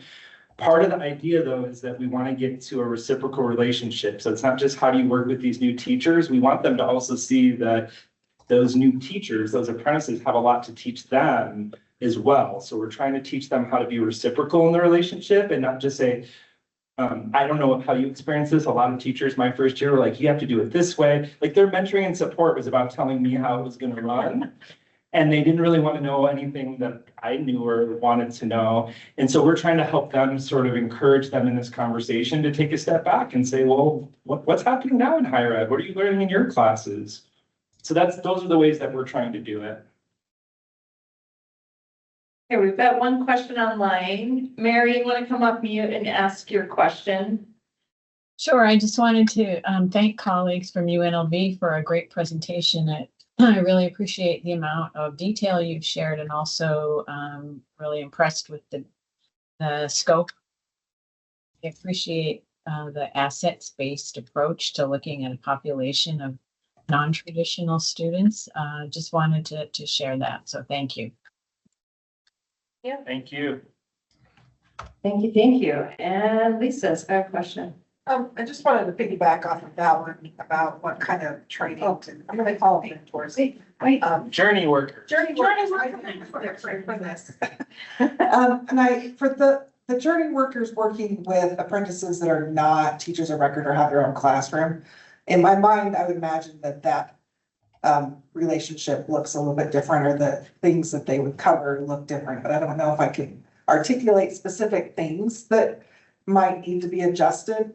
I don't know if you guys could. So, and I wanna, obviously, like, we're different, so it's gonna look a little bit different. And so, like, I heard some of the non-negotiables there, but I'll just tell you how our orientation is.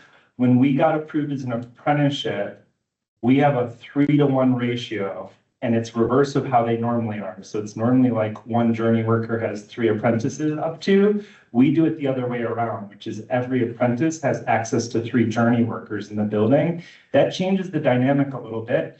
2 of them have to, and we really, our Department of Labor folks have been great because we learned a whole new vocabulary to talk about this.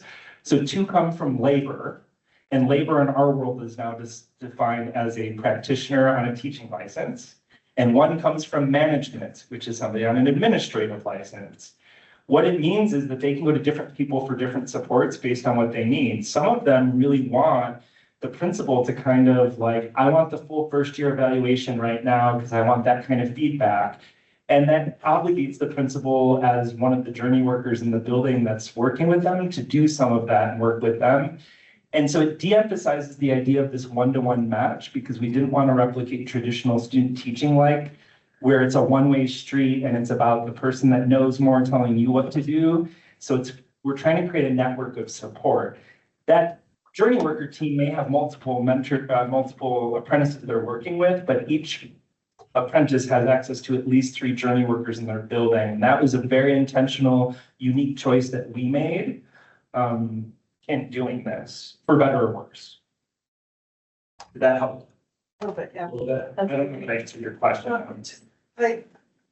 It came back to the, they may have questions about the program itself, or they may have questions about, competencies, that kind of thing. And so I think you kind of helped say, well, they can go to these different people depending on what their questions are. Yeah, Apprenticeships. We're using Apprenticeships. You don't have to use Apprenticeships. It's a software platform for managing apprenticeships, but you need some platform. We're choosing Apprenticeships. But what's really cool about it is, let's say I'm an apprentice and Danica is coded in as the IHE person. What's her name again? Lindsay, you're the HR person from the district. The 3 of you are the journey workers in the building. They're all tagged in and they can all sort of sign off on things as well. So it's the competency. So it's the apprentice's obligation to upload evidence that they've addressed a competency, which could be video, it could be paperwork. They can't just say, I did it, I'm done. And we can't just say they did it. It has to be signed off on in part by us as the sponsor and from the employer. So that MOU question from earlier was interesting too, because you have to have employer agreements. And one of the things in our MOU or agreements is that they have to sign off on the competencies. We have to as well. And so then it allows us to have conflict sometimes in a good way to say, well, we saw something that you clearly didn't see. Let's talk about that. Where are you coming from in your lens as the teacher? Because we think it matches what we've told them, but you're not seeing that. So we're part of that team too on the back end through verifying their competencies. Interesting. You're coming, and that's how you can get confident. Good job. This is for UNLV folks are you finding other higher ed institutions coming to you or collaborating, saying, how can we work in our state to be able to support these types of apprenticeship programs, particularly, so I'm in a rural school district, and we find our greatest success in bringing our parapros along. But for us, we don't have enough people coming out there to fill our positions as it is. So we end up hiring those parapros as full-time classroom teachers. when they're maybe 2 years into their program, sometimes a lot less than that. And they need a lot of support systems. They need a higher ed institution that's looking at them as a non-traditional student, and how do we support them and help them through this? Are you doing a lot of collaboration or any collaboration with other higher ed institutes? In Nevada or outside of Nevada? Utah. Oh, Utah. That's not where I was expecting that to go. Well, so let me tell you. So in Nevada, there isn't necessarily a lot of interest yet in apprenticeships from the institutions of higher ed. It was very interesting at the beginning because they said, well, you're near our zone. There aren't zones in Nevada like that. There used to be, and the legislature removed service zones for universities. But they said, we also don't want to do that. We just don't want you here, but we're not going to do it either at first. And we're like, so that's a head scratcher for us. We've encouraged very publicly, we're on record in our apprenticeship council. We want every institution of higher ed in Nevada to participate, and we want to serve people wherever they are. We learned very quickly from our rural partners that there's like a moral imperative. What's interesting is some of the faculty who are the most resistant are what we might call the equity warriors. They're the ones that talk all day long about equity, but they're really opposed to serving rural communities because they want you to come to their class in person. And we're like, well, there's a moral imperative there. Why do rural communities that don't have access to a higher ed institution, what are they supposed to do if we don't change our model? We partner with a lot of people outside of Nevada. We're currently the only one in Nevada that wants to do it, though we have a community college partner that's going to be doing a pre-apprenticeship, and we're partnering with them a little bit, and I think some others are coming along.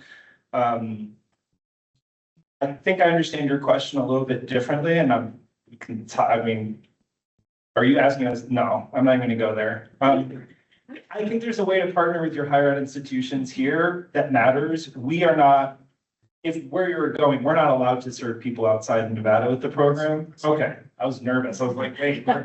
What he wants is he wants Utah universities and colleges to steal your ideas. Oh, we want them to. Yes. That's why we're here, and we want to steal your ideas. No, okay, I was like, we can't serve overstate. I misunderstood, so. Yeah, that was the whole point of setting this up. I mean, like, we had reach out and we sort of talked, and Malia's had reach out with her counterparts. We want to do this collaboratively, and nothing that we have is proprietary or behind some sort of firewall. We'll share everything, good, bad, and ugly, and that's the relationship we want to have.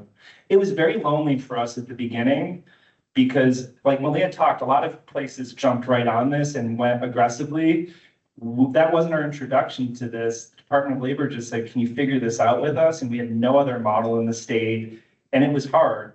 You should know that you have some federal legislators in Utah who are extremely interested in this. And in the summer, we were in Washington and met with one of your legislators who's very keen, a House of Representatives member who's really keen to see this because, and it's really, we have a lot of bipartisan support for what we're calling a nonpartisan issue. We found both sides of the aisle at the federal and state level have been really receptive because this is workforce development. I'll just add that if you're in a rural community and you're not collecting data on interest from your parapros and others around wanting to do this work, I think that is important to do as districts and to share that with your state Department of Ed, your higher ed institutions, Board of Regents, all of that, because some of this is putting institutions of higher ed on kind of a little walk of shame around this. Because unfortunately, as we found, and I know you didn't want to go there in a public setting like this, but you will. But I will. I don't care. There is this unfortunate thing where folks think, well, that's not a high quality program. If you do it fast, you do it differently. It's not quality. And, you know, if you're teaching non-traditional students, that's not quality.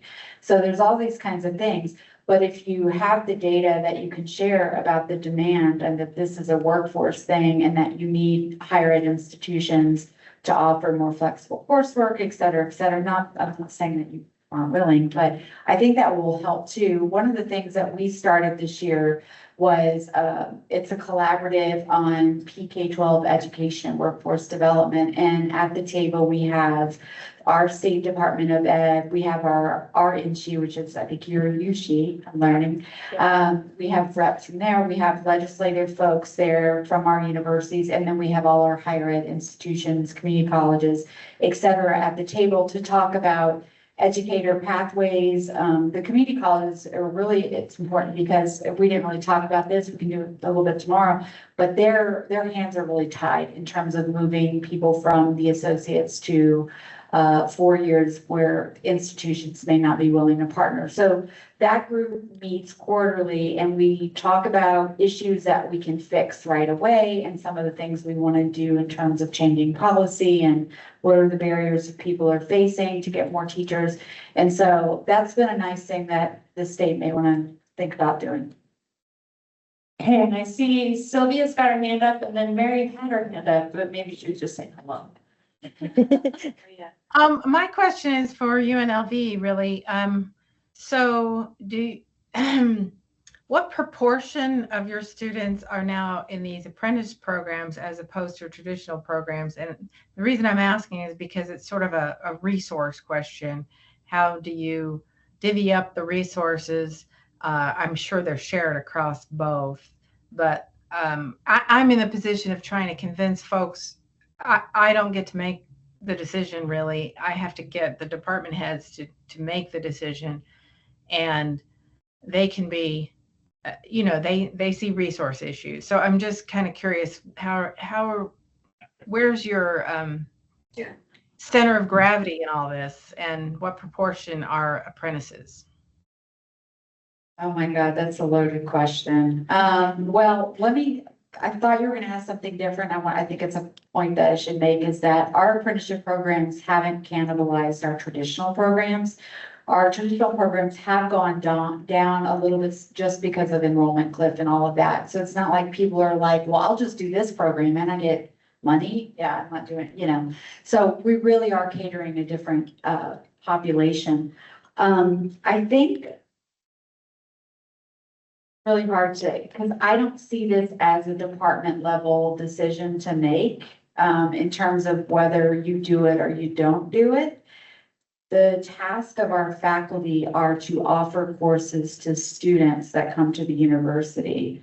And so in terms of additional resources like part-time instructors or incentives to develop online courses for a different audience, like those might be some of the resources that are available, but, I have plenty of, one department out of 4 that complains all the time. Well, we've got all these students, we need more lines, but they've also got more part-time instructors, visiting instructors, et cetera, to cover those courses. So, yeah. I add something to this a little bit.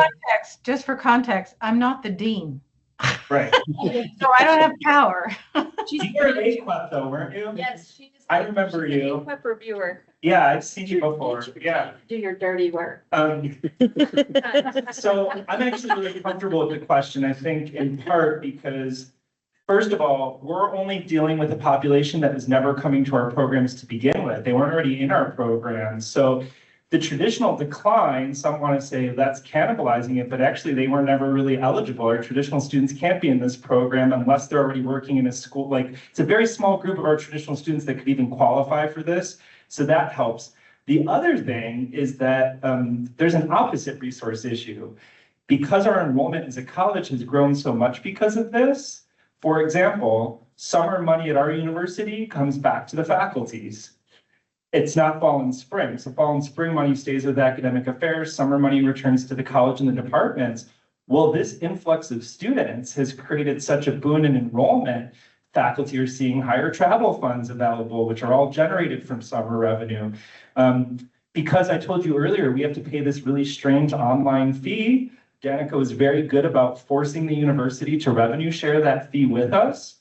So we get a portion of the online fee back, which we've been able to invest in lines and staffing and things that they've historically, with their enrollments in traditional programs, they're going to get 0 lines. Because of this, we were actually able to generate extra support. Now, of course, they want to hire full professors that are tenured, like they want everything sometimes, but these aren't necessarily everything that they want, but it's generated more resource and it hasn't actually cost anyone resource.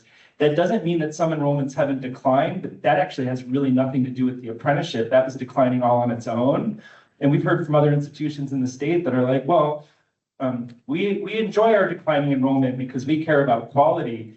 We didn't share this data point, but these students in the apprenticeship are outperforming their traditional peers in GPA, not by much, but they're still outperforming them, and they're staying in schools longer. So like, there's some data points here that have been helpful.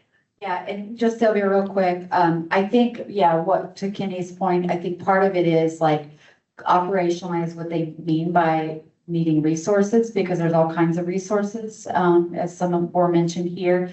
But also, scare tactics have been really helpful, because we have had cases at our university where low-performing programs lose lines and they're, you know, on the chopping block. And so they're watching their traditional enrollments decline. And so part of this is sort of preemptive to protect their programs long-term. Thank you so much. That was very helpful. Mary, do you have a question, or did it get resolved? No, I was just going to add that we at the U have been surveying districts for the last year. So we've worked with primarily districts close to the university, surveying both paraprofessionals, but other staff in buildings to kind of get a profile of interest, just to get a sense of delivery models, constraints, and similar to colleagues at UNLV, we're seeing the patterns of interest, the demands people have, which are obvious, including families, low pay, et cetera. So we're trying to build profiles based for programming based upon the information we've gained across 3 districts. But my special ed colleagues on the call could also speak to the presence we have across the state, particularly with virtual programming. So we're trying to adapt what we have based on those new forms of data we receive from paras and other staff across the state. And the residency opportunity from this USBE is really giving us the springboard that we really did not have in place. So just wanted to share that. Thank you so much. Well, we have hit the pumpkin hour. So thanks again to our UNLV colleagues and to the university, UVU, for providing today for us. Tomorrow, we're not in this building. We are across the road, just there. It's in the Young Living Alumni Building. It's brick. And there's a parking lot just in front that is always available and free parking, I get. So we will see you all tomorrow. If there's something you're hoping to learn tomorrow, please let Christine or myself know.